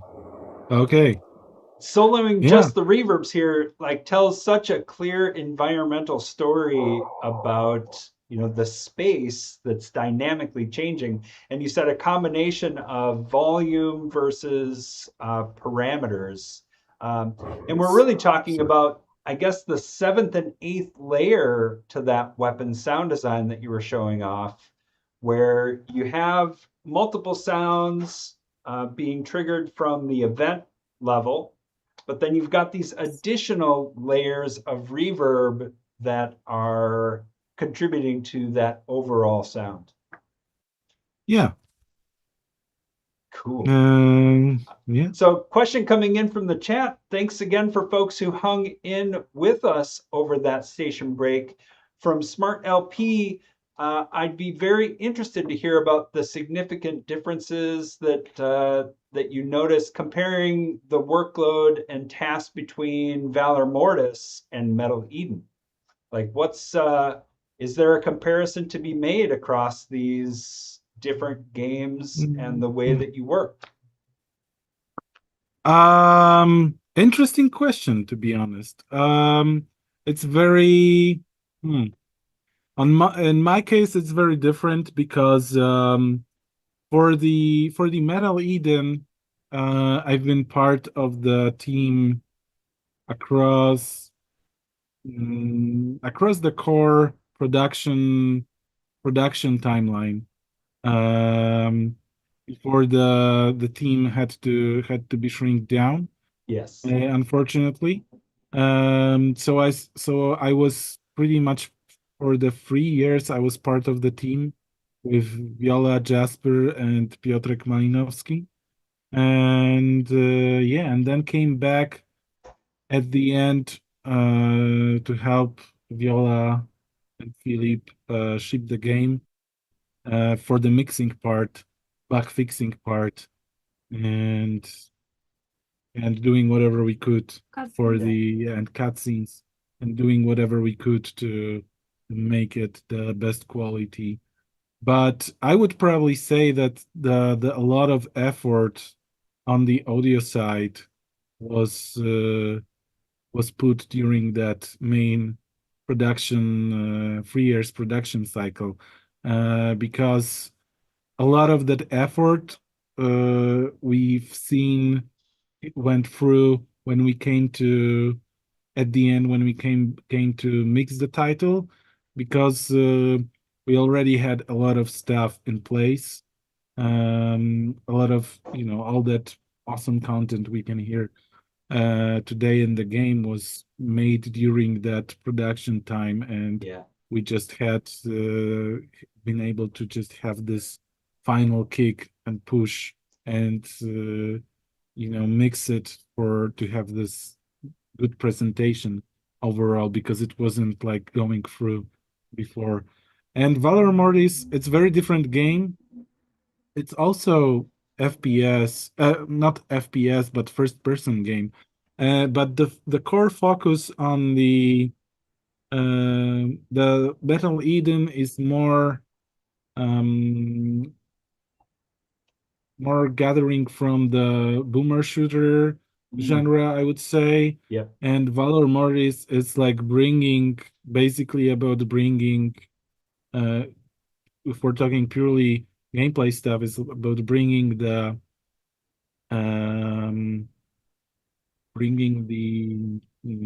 Souls-like experience, the first person perspective.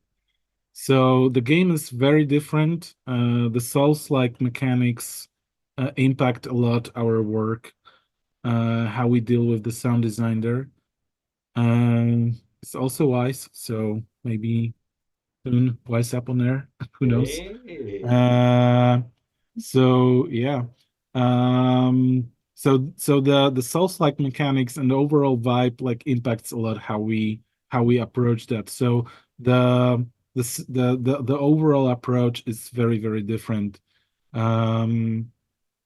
Different there. So Interesting. And even comparing like a Wise to Wise development, right? That again, gameplay really dictating the workflow and how you approach sound design and implementation. The impression I get from what you're saying is that even though the tools are the same, the microphones, the Reaper project, you've got all these tools that are, the same across projects, but the game is so fundamentally different that the way you approach it, you have to design workflows that are bespoke or that are unique to each game, because that is really what the game needs to support. Yeah, exactly. Obviously, like we use, all the tricks we have in our toolbox, and we already know in Wise, but it's a very different game, and the workload is very different. We definitely approach, for instance, like we even approached ambiences very differently, because there's a lot more exploration. The Metal Eden is much more fast-paced game, with small moments to breathe. Maybe Filip can take on that while talking about ambiences. Yeah, so it's really hard to compare. It's very different things, very different games needing very different stuff from sound design. Yeah, well, and I think what you're saying is so interesting because there's this impression that if we are, using the same tools, an Unreal game, an Unreal game, that they would somehow start to feel the same or operate the same, but it really is a different level of expression for the sound team to support the gameplay, and in that support, the uniqueness of it, you have to do things different. Yeah, exactly. And it goes back to the music and how it's composed in context as part of that experience. The rhythm of the gameplay giving the interactive composition its rhythm or contributing to it. And so, yeah, it resonates through this whole presentation. Great question from the chat. Thanks for coming absolutely. back after the break and unpacking that with us. So let's dig deeper into those quiet moments when they happen and talk more about ambiences. Okay, Filip. Great. Floor is All right. yours. Musical chairs time. Yeah, switching chairs is so funny here. And all the headphone cables that got entangled and now I'm here. okay. Amazing. Now I can. Yeah, Just unmute everything I've muted. yeah.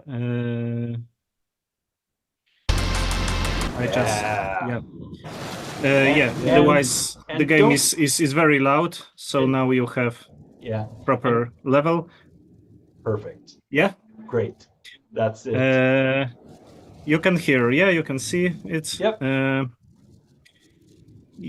So maybe I will take a leap to some words which I wanted to say somewhere in the end, but it's a good time now, nevertheless. So actually, the greatest takeaway from this game for me is under such circumstances, such hard time pressure, we still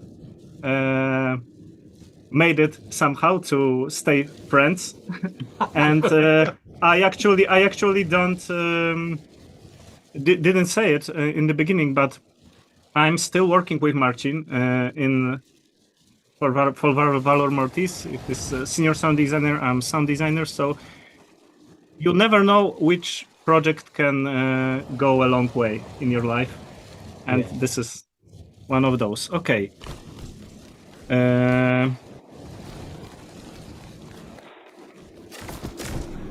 So, as for ambiences, there was a really clear thing here. This is extremely fast-paced, adrenaline-fueled game. So, yeah, I have to pick those moments. This is one of the last missions. So there is more of everything here than in the beginning of the game. More enemies, more weapon upgrades, and in the same time, the world is the game world is in much worse shape. So it was a great chance to introduce some layers here. I don't know if I should play it with music, but quieter or like this. I can go like this. Let's take the ambient approach to it for now, and see how it goes. I would even toggle off enemies if you can, and we can just take an ambient stroll through the world across of course. A couple levels. I can do it. Make it louder at the end also. Yeah. I can do Also it. that, I just yeah. need to find the proper bass, but Maybe just solo the. maybe just solo demos. But I'd rather mute. What's maybe just Be adventurous today. yeah. But now River won't play. So where are the enemies? Just give me a moment. Weapons, enemies. Yeah, there have like different. Yeah, folly. Again, it's a Here gift and- to watch people navigate their Wwise projects. And weapons will be Just you can. just 3D. Yeah, Oh, okay. okay. Now we should be good. Because yeah, for me it's always better to mute things than to solo, because then I will know perfectly. The player stuff, right? Yeah. Okay. And should we hear the player stuff or also mute it? Also reverb, but still. I'm Maybe flexible. leave it. Okay, maybe just go like this for a moment. Well, if we're trying to focus on ambience, we probably would mute player sounds as well. Okay. I will just. Yeah. Okay, and then crank Now we should be. And then we'll need the volume of the game to be louder so that we can hear Yeah. those beautiful ambiences. Go more. Go more. It's Yes. better. Yes. Yes, better. More. I still hear them. Oh, and by the way, The feedback. Yeah. The shout out feedback. to Piotr Malinowski for enemy barks. Yeah. Maybe the main, The just feedback? main VO. Bass. Yeah. Just. This is great, by the way. This is like a extreme remix. Yeah, the yeah. game. It's like, somehow I can hear I this. think that you hear the reverb. Yeah, maybe it's only the reverb, but we definitely And, want to hear the hit reverb. markers. Get the Okay, the other way around. I will solo That's the ambiences way. and reverbs, That's the way. because without reverbs, the ambiences are kinda. But in the actor mixer, then mute the VO and the player sounds, Yeah, I can do it. so it doesn't right. send to Yes. the reverb. Of course. Thank you so much for doing it, because this is the live real-time workflow in Wwise. Yeah, here's the weird thing about me and my approach to like my work. I'm pretty much not afraid of anything, even of going live with stuff which could break. I don't know. I'm just like that. Yeah. I solo the ambiences, and I can. So we are hearing the ambiences without reverbs. It will be much easier to hear everything, because otherwise I will go like endlessly looking for stuff which is playing Yeah. and feeding the reverb. So now you can hear ambience beds and so-called emitters or 3D. I'll take more volume if you have it, but Yeah, of course, always. 211. Go to Yeah, 100. I will mute the music bass in the same time, because it will be not it. Otherwise, it will be sending to meters. But that's the part of the mix. I have to handle nice. those guys. Yeah, because now we can see how aggressively ambiences are handled, but you have to do it this way in such a game, because if you can't hear something during actual gameplay, and yeah, and it's making the space for rest of sounds. It's a good choice, but now, yeah. Okay, I will defeat this guy, and then the ducking will stop. Yeah, Cool. let's give it a moment.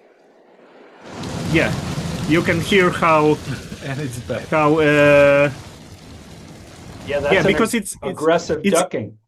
yeah, it's connected also to music, so it kinda doesn't make sense when you hear it on solo, unless you can like imagine what's going on. So yeah, you can hear like emitters, metal stuff, because it's Metal Eden. Like in general, my approach, and because of some visual downgrade we have to make for frame rate purposes, you cannot see like crystal clear all VFX, so you can believe that it's raining cats and dogs here, so hence the sound.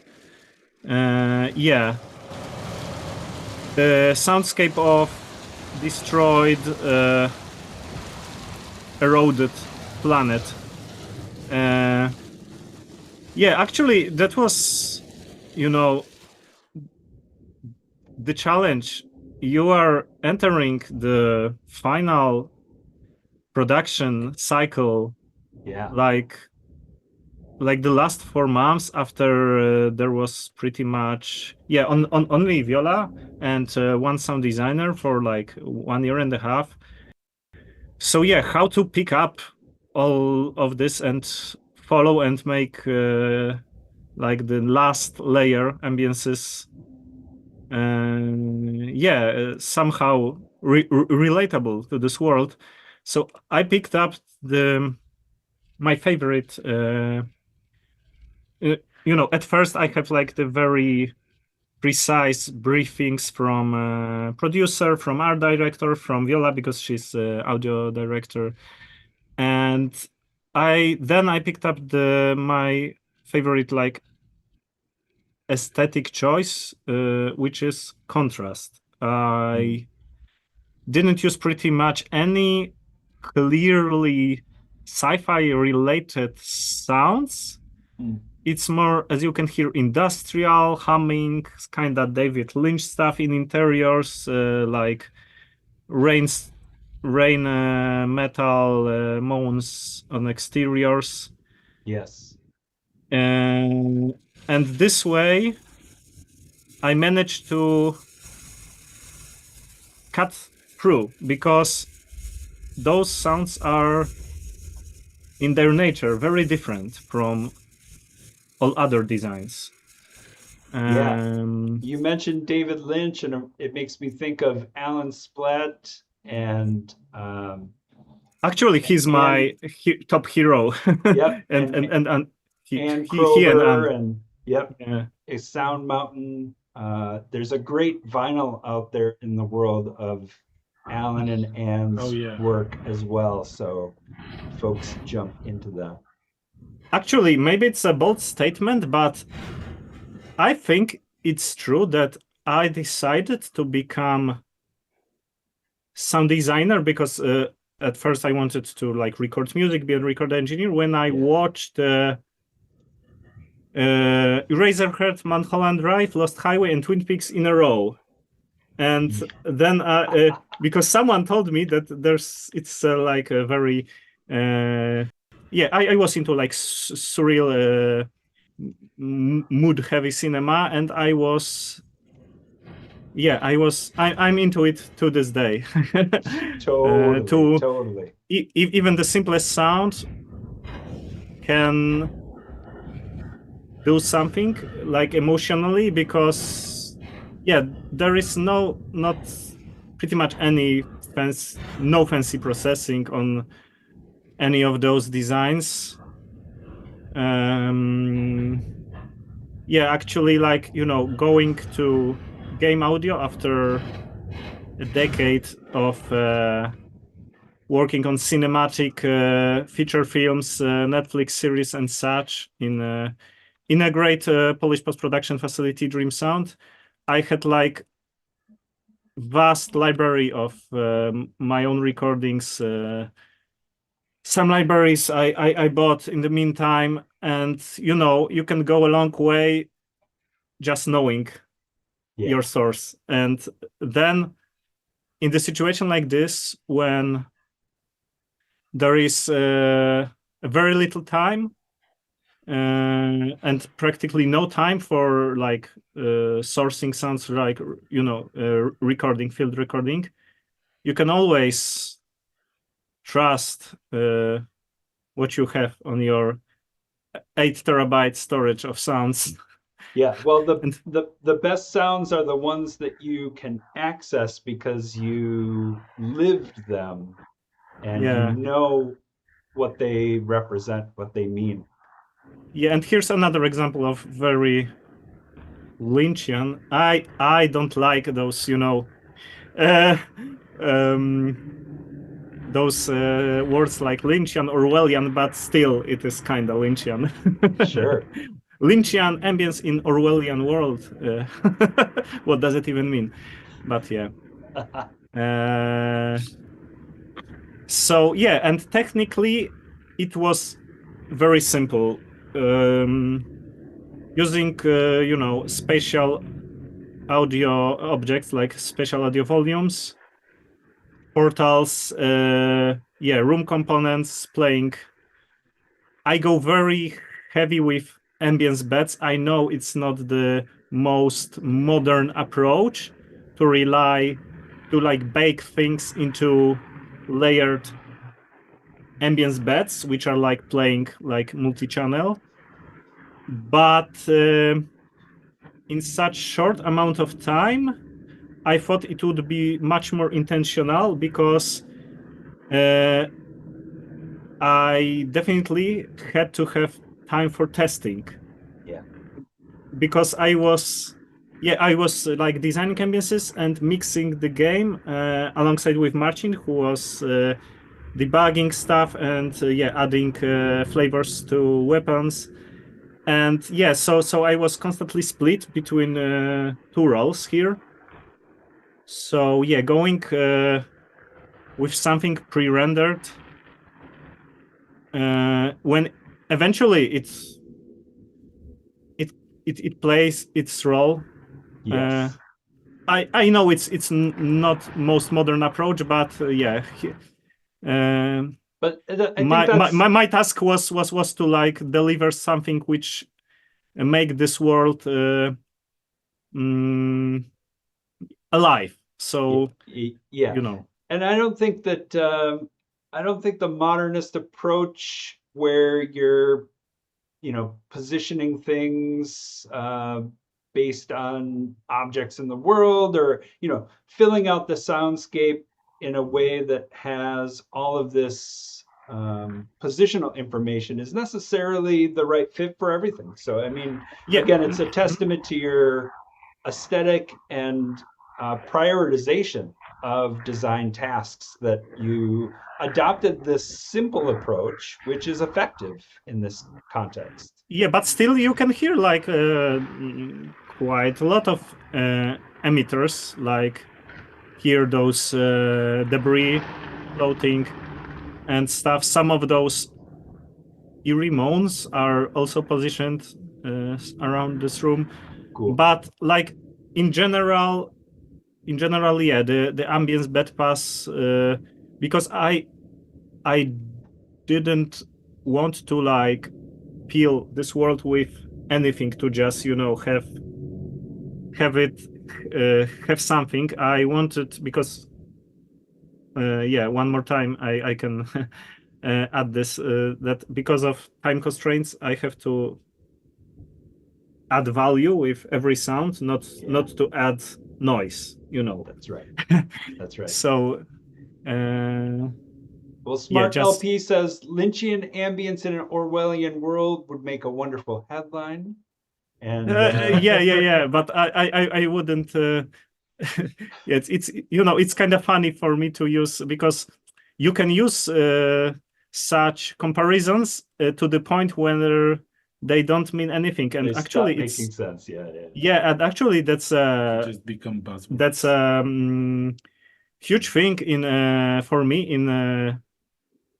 in game development, not only in game audio, because in film world I was constantly surrounded by people from this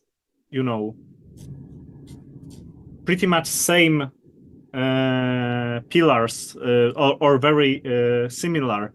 But here when there were these briefings I had with Viola, she's like understanding all considered audio, but with art director, producer number 1, producer number 2, and there is so little time, you should like narrow down on communication at first, because you can't tell by words, like describe something, but yeah, that there was a constant iteration. So I didn't want to like use such words, but still great headline. But this has been my experience as well, that the vocabulary, the words that you use between people have different meanings. And so if you say Lynchian, I think we all kind of get it. So it's shorthand that describes this atmosphere, this feeling, right? As long as everyone in the room knows or shares that same definition of a word, then it's great. But I've had projects where people come at it with a different definition for the same word, and this becomes challenging, right? So as like you say, though, as long as you can communicate and get across these ideas, then it's work. Yeah, here's like another example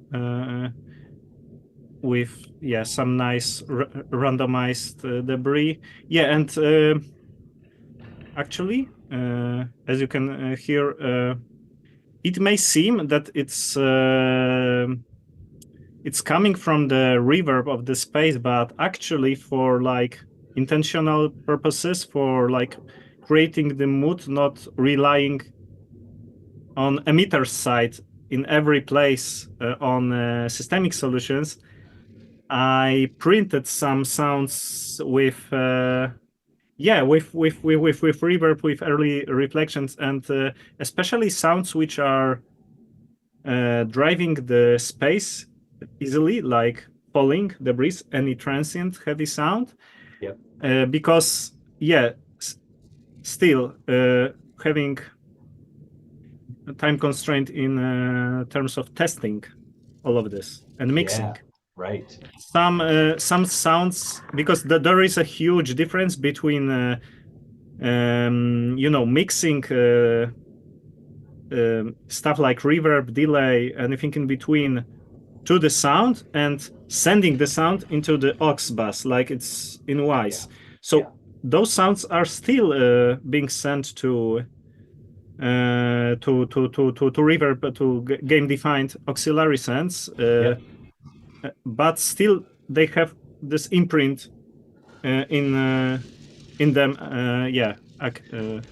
So they're getting a little more flavor from the game defined reverb, but the quality, that creative piece of printing a reverb directly to the audio file, again, gives it that unique piece that you were trying to bring to it.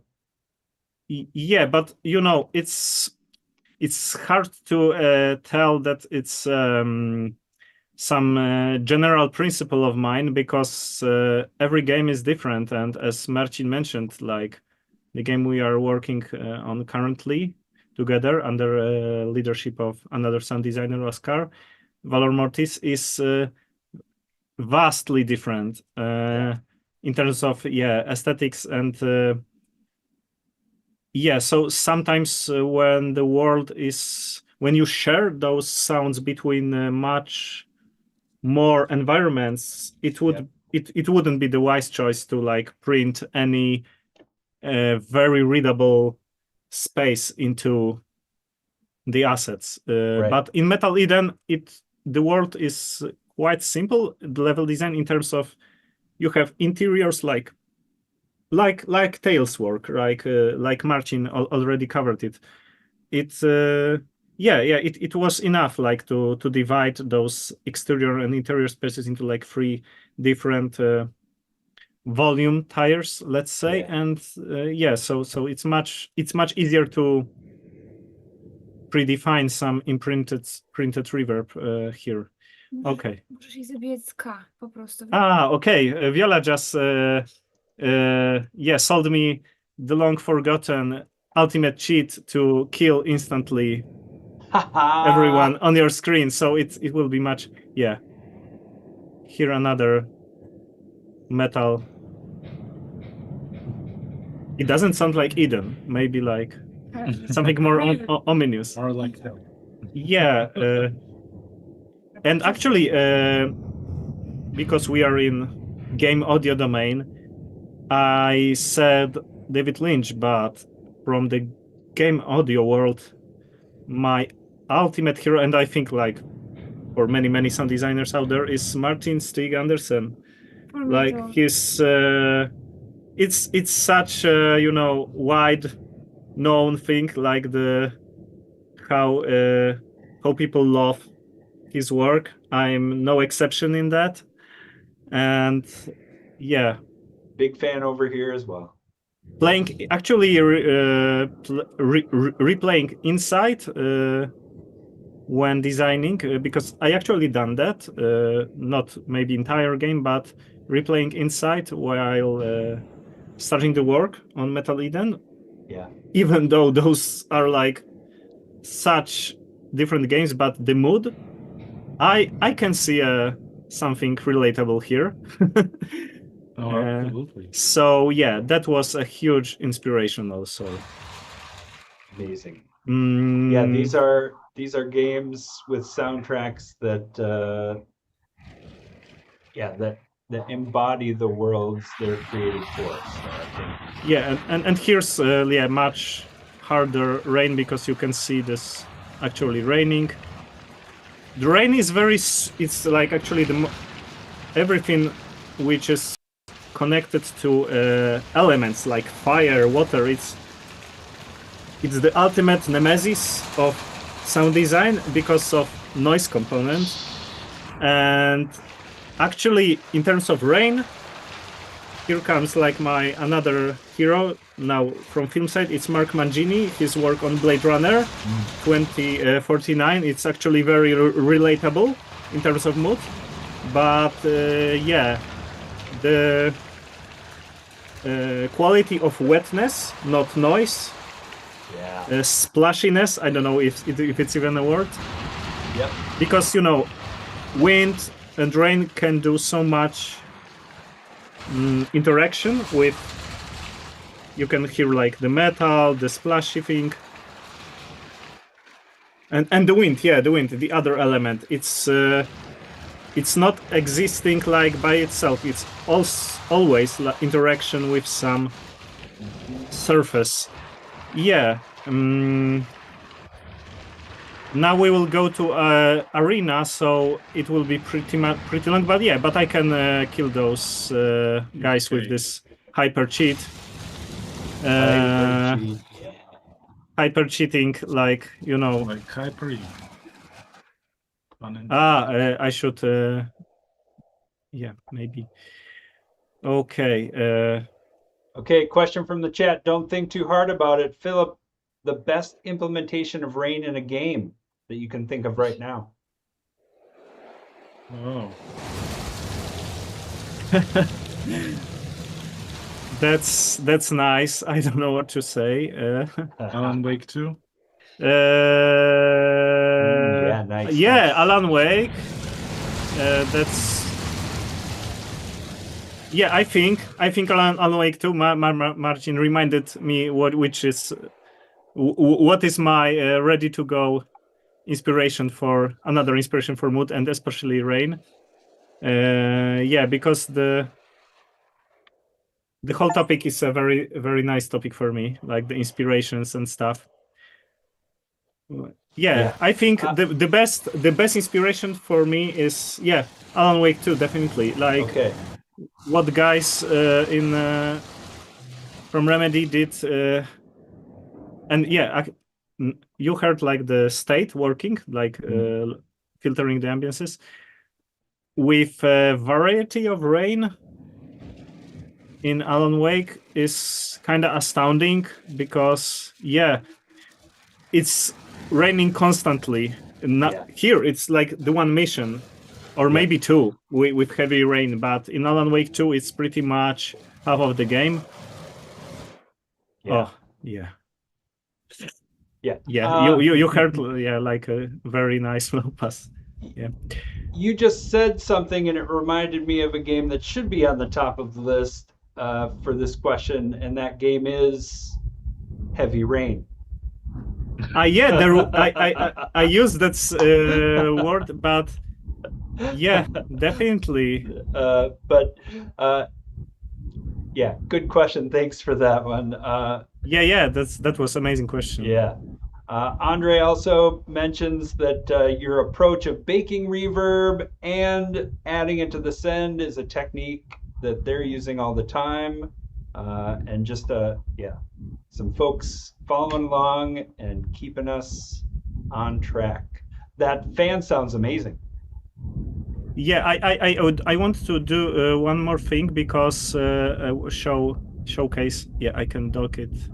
I just wanted to open this window. No, it's not here actually. I know what I wanted to do. Now I know. I wanted to show you something quite interesting. Azimuth thing. Cool. This is it. Because that's another simple thing, but you can go. You can see this window, right? Yep. Looks great. Okay, so you can see like all emitters. Azimuth on voice volume and low pass side, and this one is for like extremely huge emitters, and they are ducking.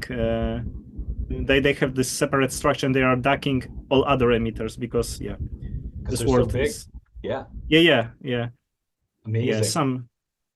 so you can hear some things. I'm open to like any question, or I can go a little further and we can movely transition to mix, maybe. I don't know. Just tell me. Well, it's been great taking a walk through the levels and spotlighting the different ambient designs. I think that made it really clear. And as you mentioned, some emitters, some just volume-based room tones. And we heard some of the dynamic mixing that was happening to the ambiences during combat. But if you want to pull the curtain back a bit on other mix techniques or strategies that you were levering, let's jump in. So let's transition to the mix. I think it's worth saying, like right from the beginning, that like what were our goals in the. Just maybe mute the game. Once when you want to do it. Our core pillars when we were approaching the mix. Basically, of course you can check our article about it, and there's a lot we mentioned there too. So our core pillars were basically presenting the player, because that's pretty straightforward.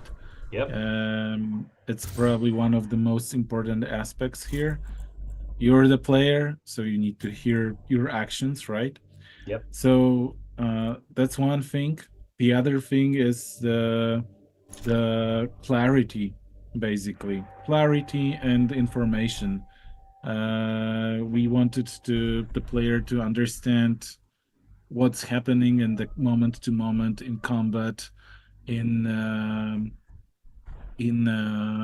every situation, basically. Yep. So, and that also leads us to other choices when player is not super important, but other things are important.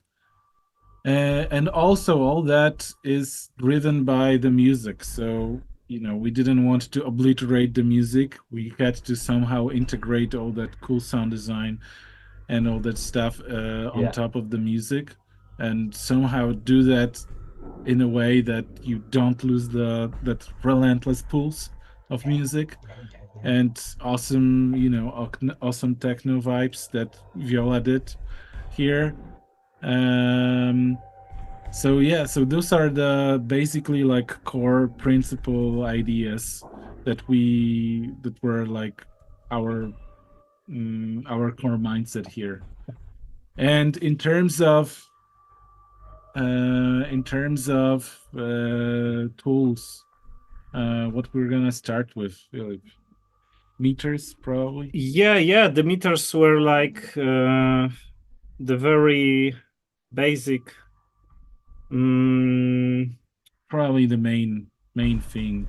Yeah, because And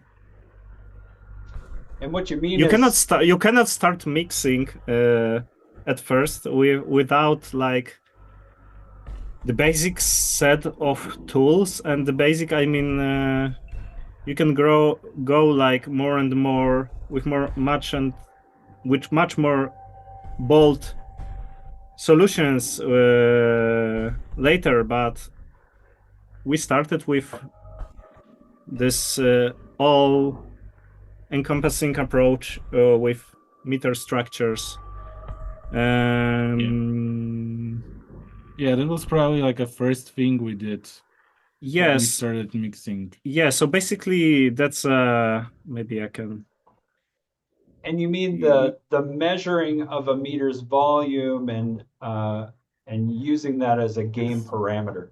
Yeah, you can see you have like and it's going from down, you have like weapons for player, weapons for enemies, VOs, music, and feedback, like hit markers and everything.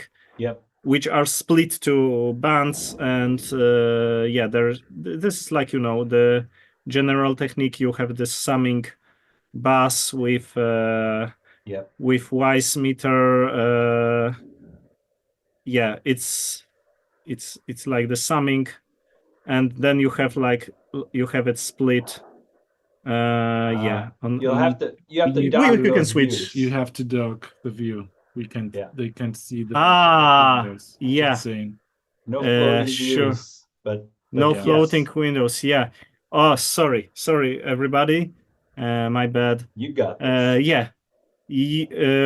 So we have this like obvious approach, summing bass sent from this pre-bass, because you don't want to have any like loopback or like interference. That's right. Whatever you call it, and then just split it, bands like relatable to frequency content of any given layer. Yep. You would split like music differently than weapons, for instance. That's right. Yeah, and then it's driving. For instance, I can do. Yeah. It's driving RTPC. Yep. And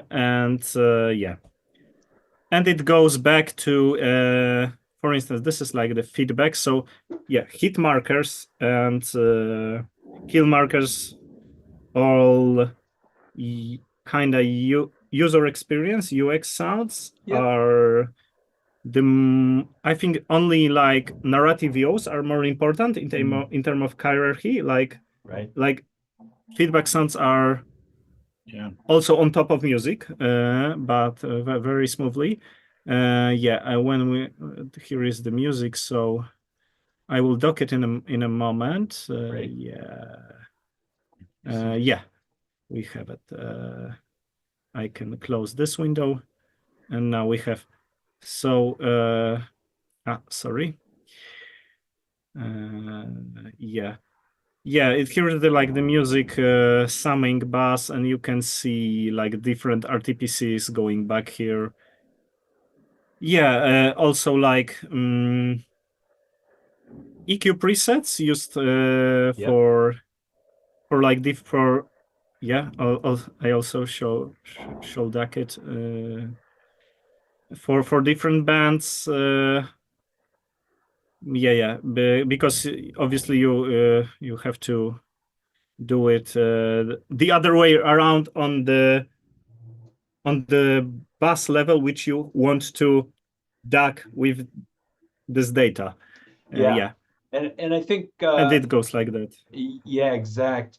And we're excited to have in 25.1 have released the multi-band meter, giving that ability to carve out the frequencies as part of what is sent to the game parameter at the start, but also the dynamic parametric EQ. So that's a blast. We're definitely waiting for that. I think again, we're so glad that people have been able to reach for this workflow, and we hope that when they arrive at 25.1 or later, that they have tools that supercharge this way of accessing the dynamics that are part of sound, and the way that you're using them to drive the subtle shift across different categories to carve out the ability for sounds to come through and communicate. This is a masterclass in that. Nice work. Yeah, but actually this is in game like this is hardly a subtle thing. Even you can see what you can see now is that's a perfect example, because it's a narrative VO bandpass meter based RTPCs carving the music. So like the low frequency range, mid frequency range, and high, and you can see it goes pretty steep in some especially in high range. Especially in high range, because those voices have very they have much high end because of this cyber processing. So in games like this, it's hardly a subtle move, but the clarity is everything. I think so. It's also challenging in the game. Like, we didn't say that, but it's very challenging in the games like that it's like fast pace, lots of enemies, lots of different types of enemies, different kind of attacks, range attack, melee attacks, and so on and so forth. So it's super challenging, like, to make things clear and make things cut through. And actually, when I unmute the music, we can see what's going on Ambience side, because ambiences are pretty low in I will dock it in mind, are pretty low in the hierarchy for obvious reasons. This is like this is action game, so here is the I will dock. We will see it live, because there is always some music playing, and you can see how deeply it goes with music. basically I was relentless in carving out the very soul of work I've done before, like a moment before. everything like with this higher purpose of delivering experience which is clear, because actually the very helpful thing for me still is that I have really quite fast ear fatigue. Right. Marcin always don't know what I'm talking about. Are you tired? But actually, that's awesome that you can work with people who have like this different threshold of with different sounds. Yeah, and most importantly, we were mixing together, like a lot of that's the other mixing thing. sessions that every sound designer which was on the team was on mixing sessions, and everyone has some contribution to it. Nice. Yeah, and actually, I spotted something interesting. You have this bandpass meters which are carving out, those frequency rangers, but as some kind of auto gain thing, I introduced this summing meter from music, which is like pushing those carved out ambiances. Yeah, because you can turn up the volume of something which is already dynamically like EQ'd by other layers, like carved out, and it still doesn't occupy like the place in the mix like which for other layers, because it's already like prepared by this dynamic system, and this way you can like make those changes kinda less aggressive, because you can still hear some ambience even though it's pretty intensely treated. Filtered. Yeah. Okay. So I get it. So you're doing a bunch of filtering across bands, but you're simultaneously doing a fader move to increase the volume as those frequencies are being reduced. So you're kind of stabilizing the amplitude of the ambience. Without pushing those frequencies that are being removed in order to bring clarity. Yeah, because three bands that can go up to like -9 dBs are taking much like energy, like gain from, so you can like and maybe we can like switch seats and Marcin could talk about states. Yeah, sure. Let's try switch chairs. The most advanced Technique. game mechanics here. Someone should take one chair and we would stay close with her. So for states, we used the different. I would say that we used two different things for states. For one of first thing we used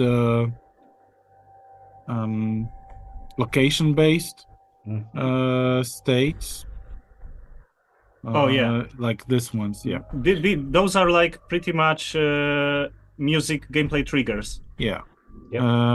They were connected to. They were used as well for triggering music. So we had different arenas. We had different locations. So we could use those to pretty much tailor anything we wanted specifically to this location. And sometimes here are like the automation for the ambiances. As you can see, like we utilized it pretty heavily Yeah. on some of that stuff. Sometimes, not sure if I'm gonna find that anywhere, Mm. but for instance, I remember we were also utilizing it heavily even on reverb sense sometimes. Mm. Mhm. To Yeah, give but it, it will be on I think on the container side. yeah. Like I'm trying to And navigate on that. weapons, I think, or on Weapons, enemies, maybe. because I'm not. We definitely did some stuff like that. on shotgun maybe. Yeah, but Uh, here you have it. Like yeah. So for instance, like some places have like pushed reverb sense Yeah. to make it more prominent even. Right. Yeah, so that's one type of states we were using, pretty much location based. And the other one, let me see, some special things. Sorry, I'm about to sneeze. No. Danger is out. Yeah, for instance, like every special stuff that's happening to the player, like grabbing the core and introduces the state. Mhm. The eating the core introduces the state. Yes. The slow-mo thing that you see in some of those spots that the whole game slows down. It's also like a special state. So all those special moments use custom states, or for example.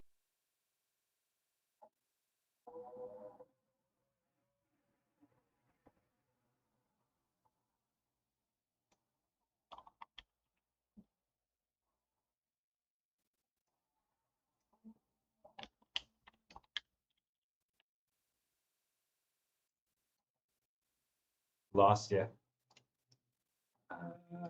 Be right there.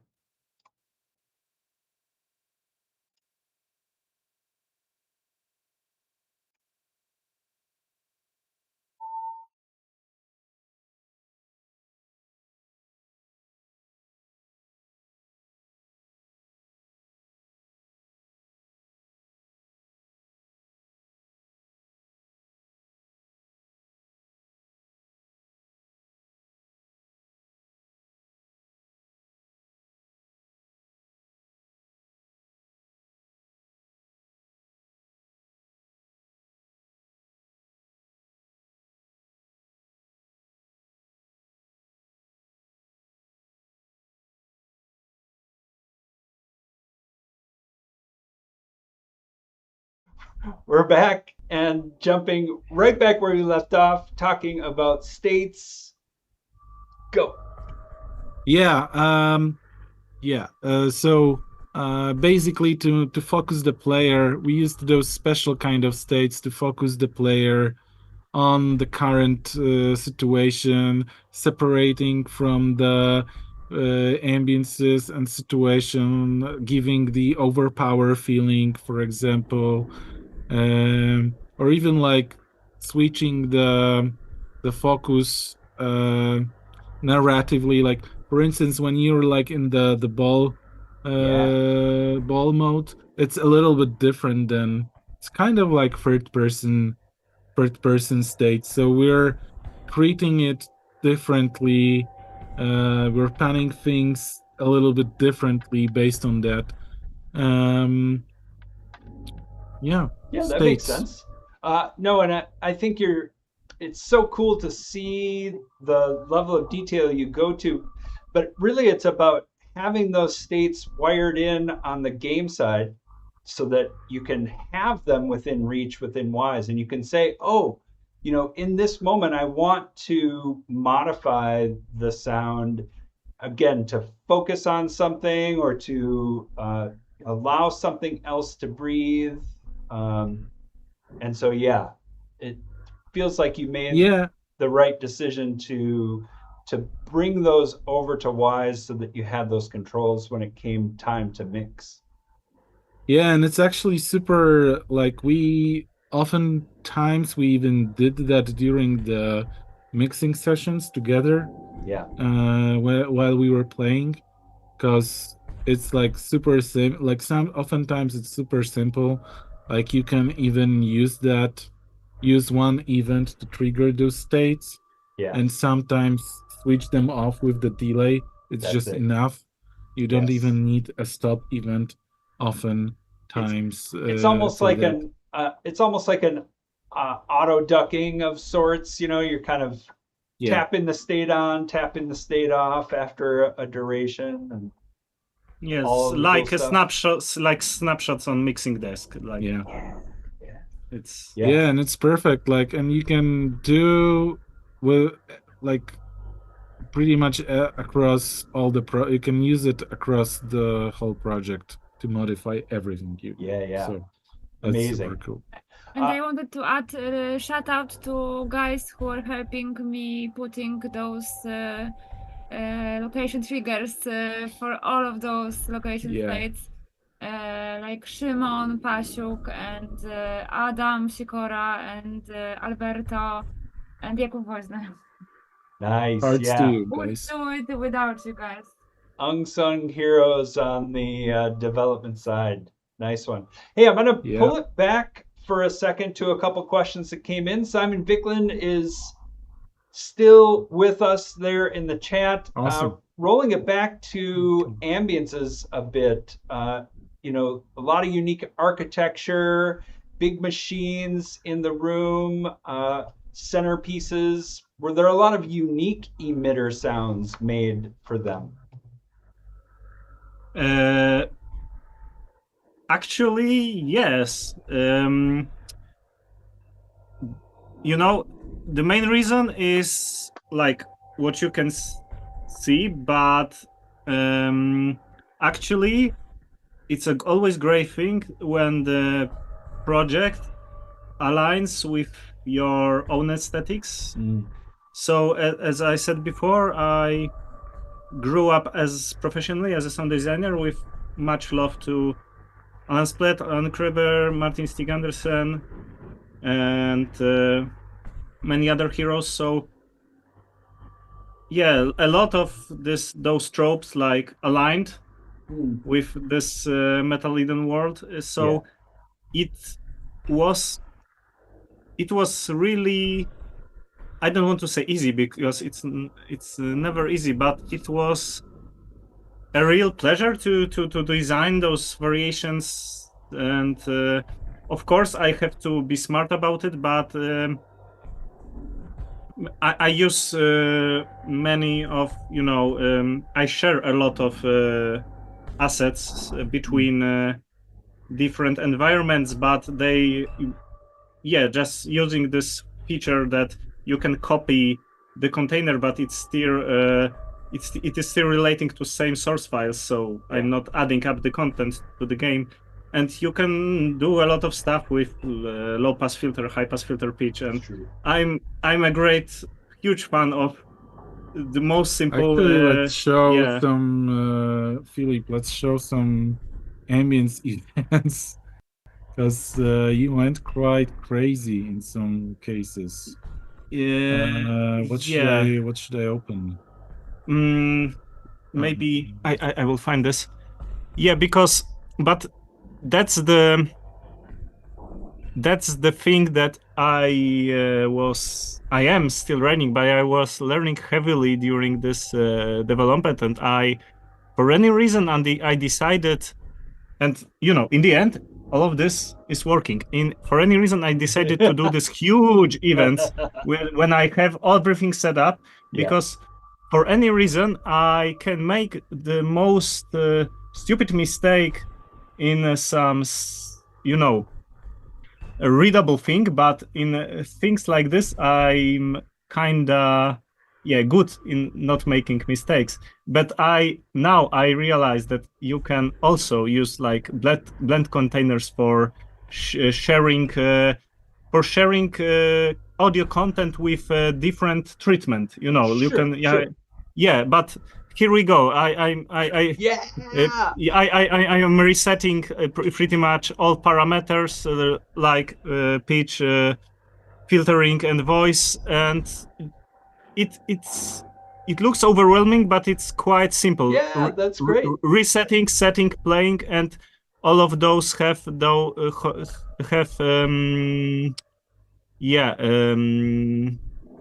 proper timing, and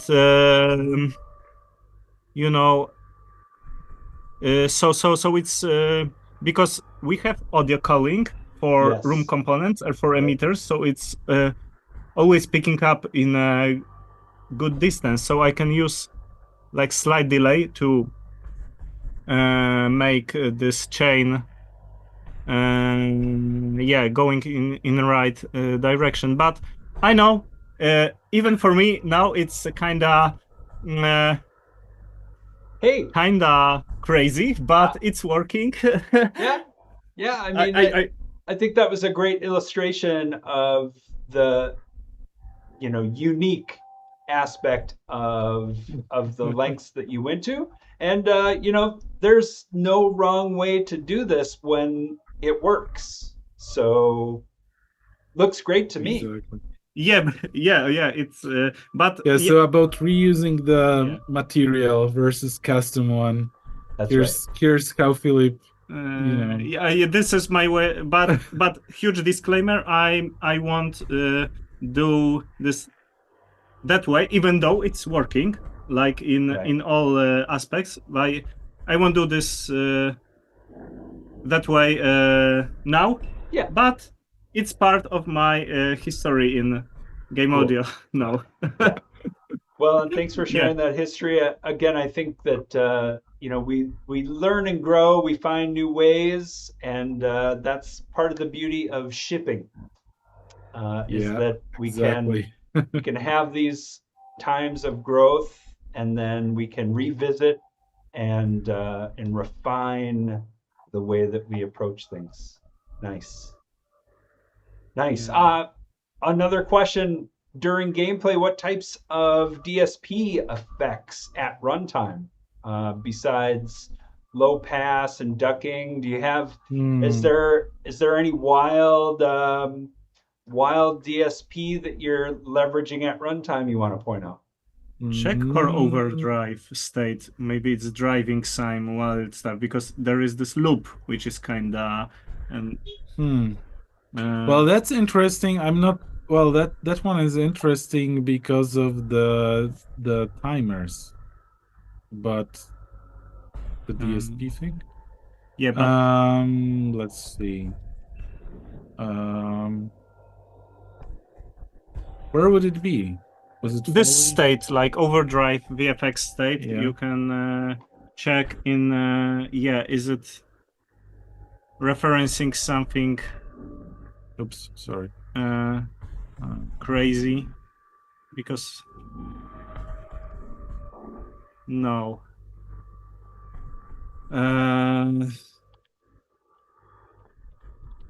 No, I don't. Honestly, I don't think we utilized that much of some crazy DSP. Cool. It's always, we always approach it with the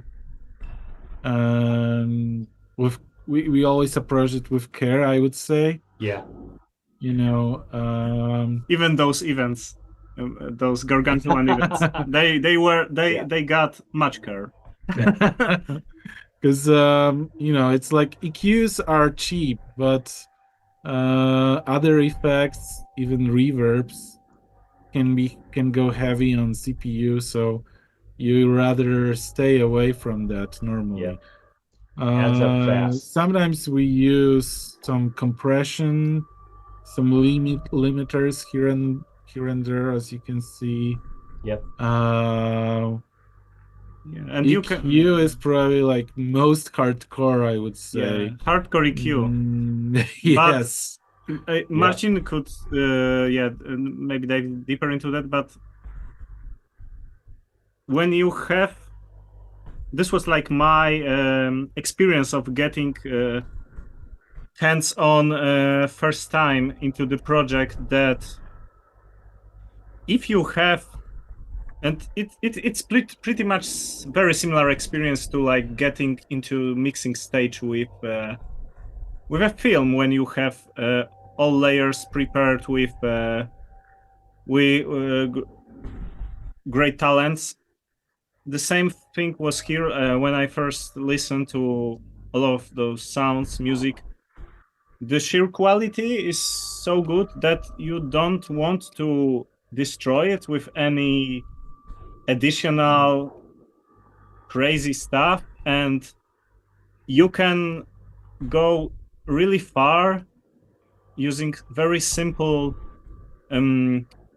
like surface level simple processing, like EQ or compression, when you have great content. Yeah, nice. Yeah, absolutely. Well Yeah, I'm actually a huge fan of like even stuff like Philip showed with ambiences. I'm a huge fan of like baking reverbs, baking like some processing, making, you know, like the simple asset, you know, sounding awesome and shiny and whatever you want to call it, and put it into the game already sounding awesome, and then maybe like tweaking and iterating on it. Like I even would rather like go back and forth, like putting assets into the game and going back to DAW, tweak even, you know, EQ or some levels or compression or stuff like that to you know, to make it work in gameplay context. Yeah. Before reaching out to some like fancy systems, processing, and stuff like that. Well, and I think that, you know, dynamics in general, but in this context, dynamic DSP, like really has to have a gameplay hook to make it valuable, right? To want to spend the resources on getting dynamic, or to spend the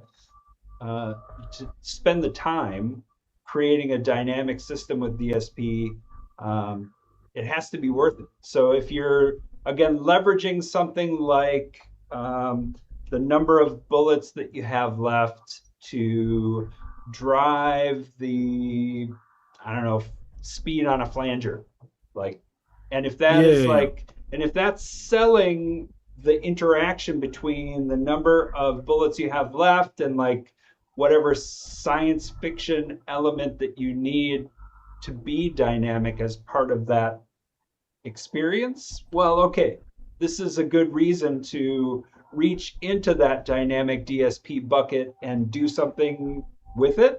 But otherwise, you know, I hear you with this idea of having the best content from the start, and whether it's at the mix phase or at a systems phase, letting that content speak. Like, how do you create a system that allows the content to breathe and be the best that it can be?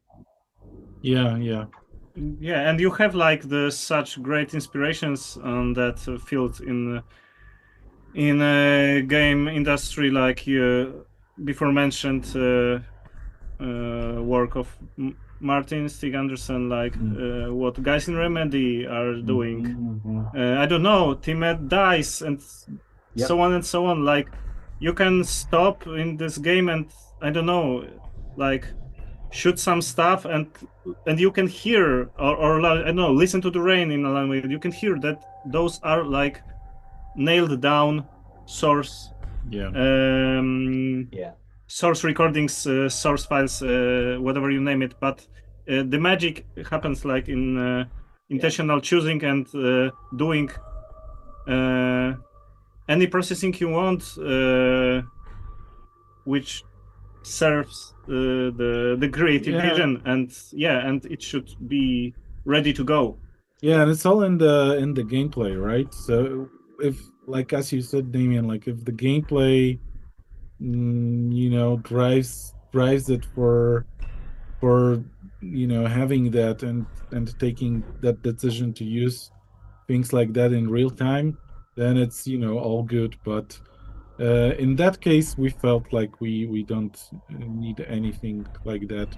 We focused on clarity, like we said Yeah. previously, and it was a big challenge. Okay, Smart LP still with us, and the question is there a specific sound or source file that you remember that you repurposed a lot? Wow. So something that was so good that you were like, I got to use that everywhere. On my side, it's not that it's like amazingly good, but I probably like reused the same LFE asset in most of the weapons. Yep. I believe. Cool. Yep. It's all I needed just to have like the short bars to the LFE, and yeah, I think that was reused a lot.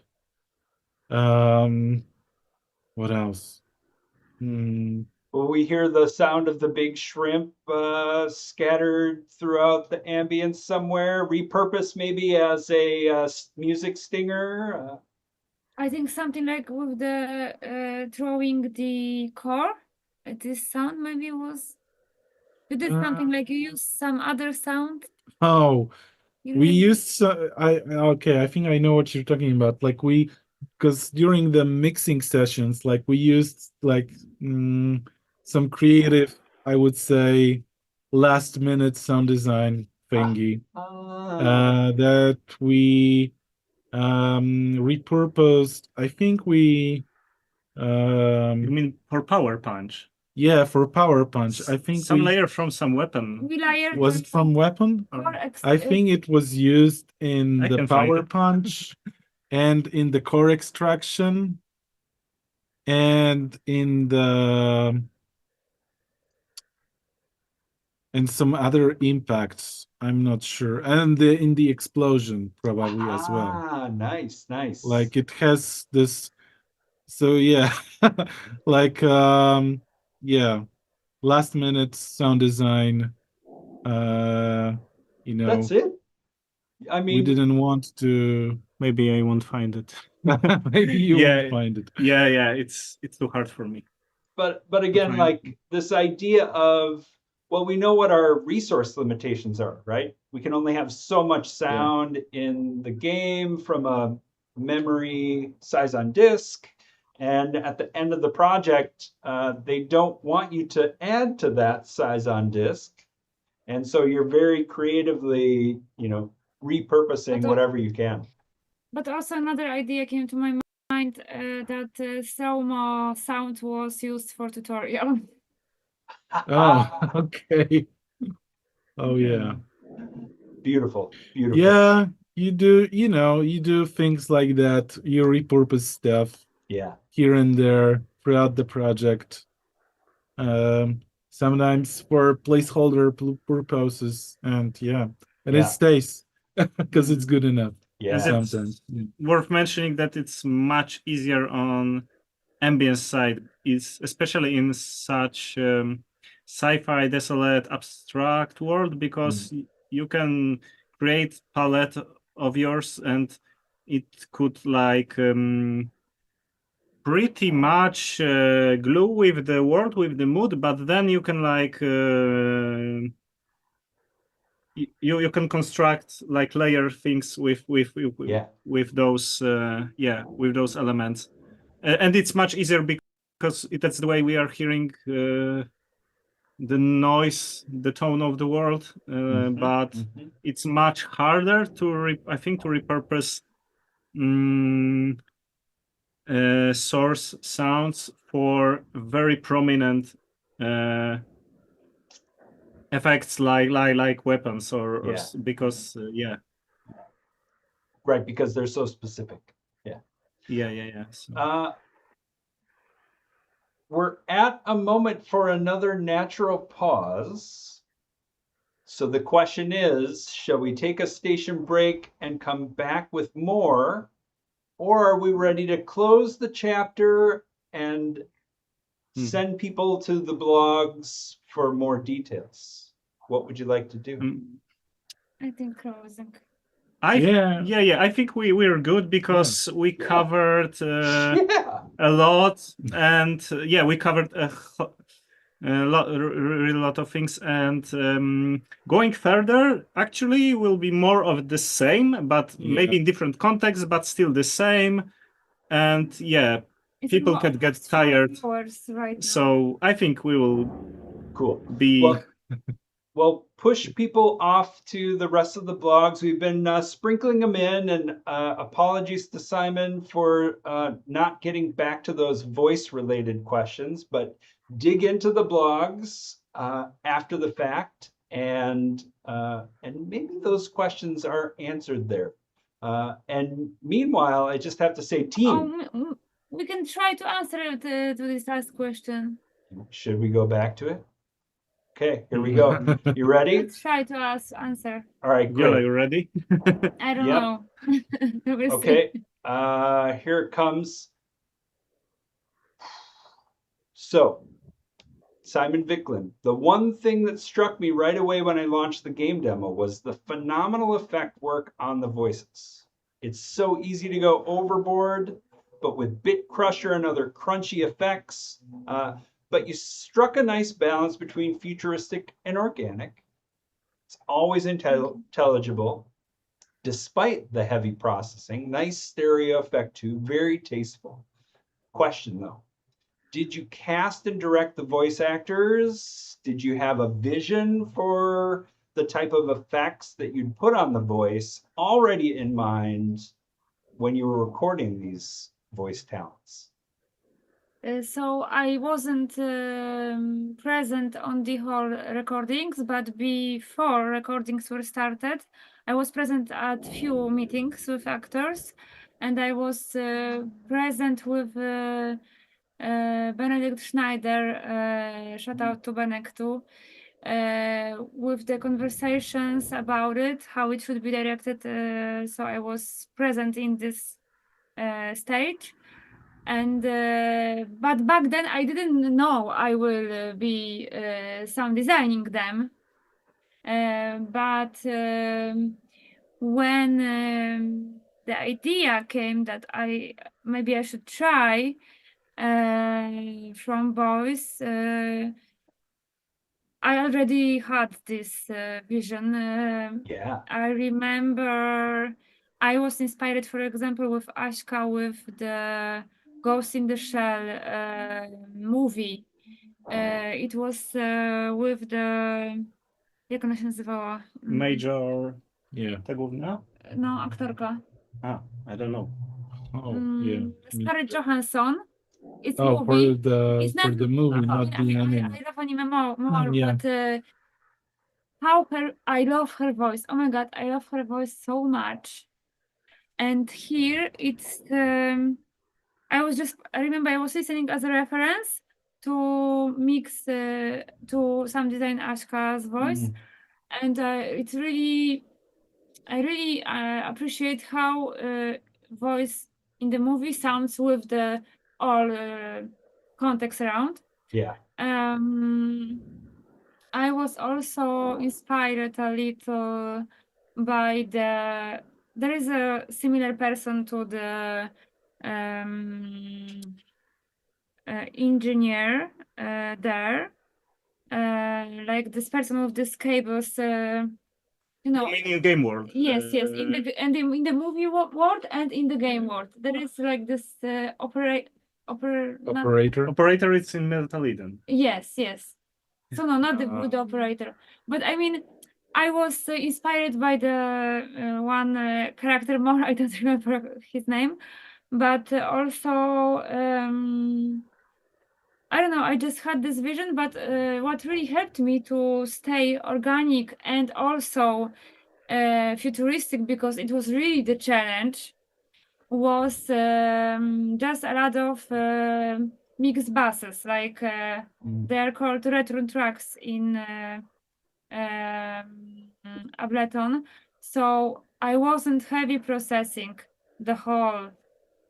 I was just processing by basses, and I was like slowly pushing, and also this basses has the effects, and also had some side chains for voice again, and also EQs.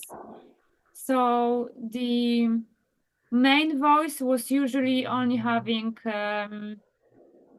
EQ, compressor, and saturator, but really slightly. So slightly that I would not hear it much at first, but after all of, for example, 10 basses came in, then it was in the good place, you know? Yeah. So it was like, yeah.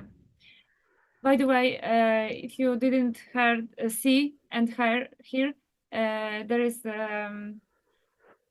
article in Audiokinetic blog about it, and then there I'm more in detail describing which, for example, plugin or which trick made each character.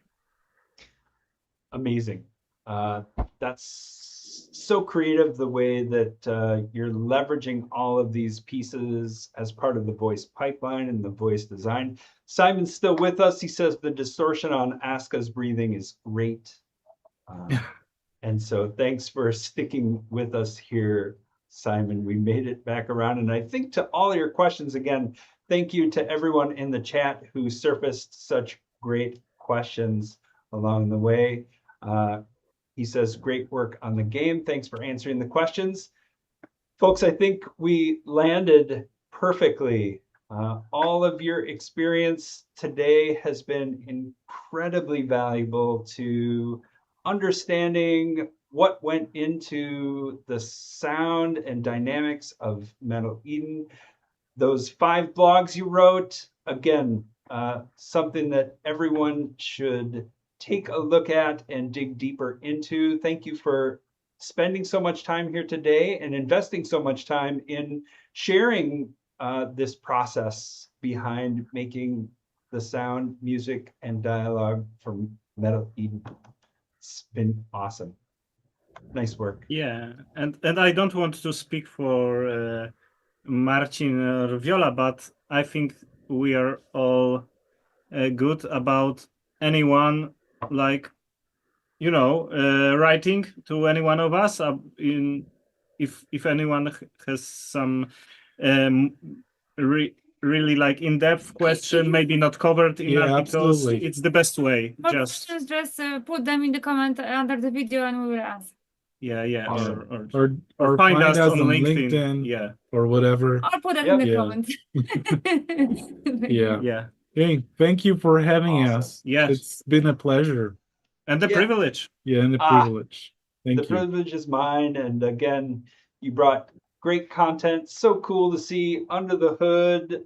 We went all the way there. We even came back from the dead once. We did it Yes. all during a solar eclipse. Come on. Yes. It's been amazing. So thanks again for spending the time. We'll see you next time on Wise Up on Air. All right. Thank you Yeah. so much. Thank right. you. Thank Take you, care. Damian. Thank you, everyone. See you, everyone. Thank you, Damian. Cheers.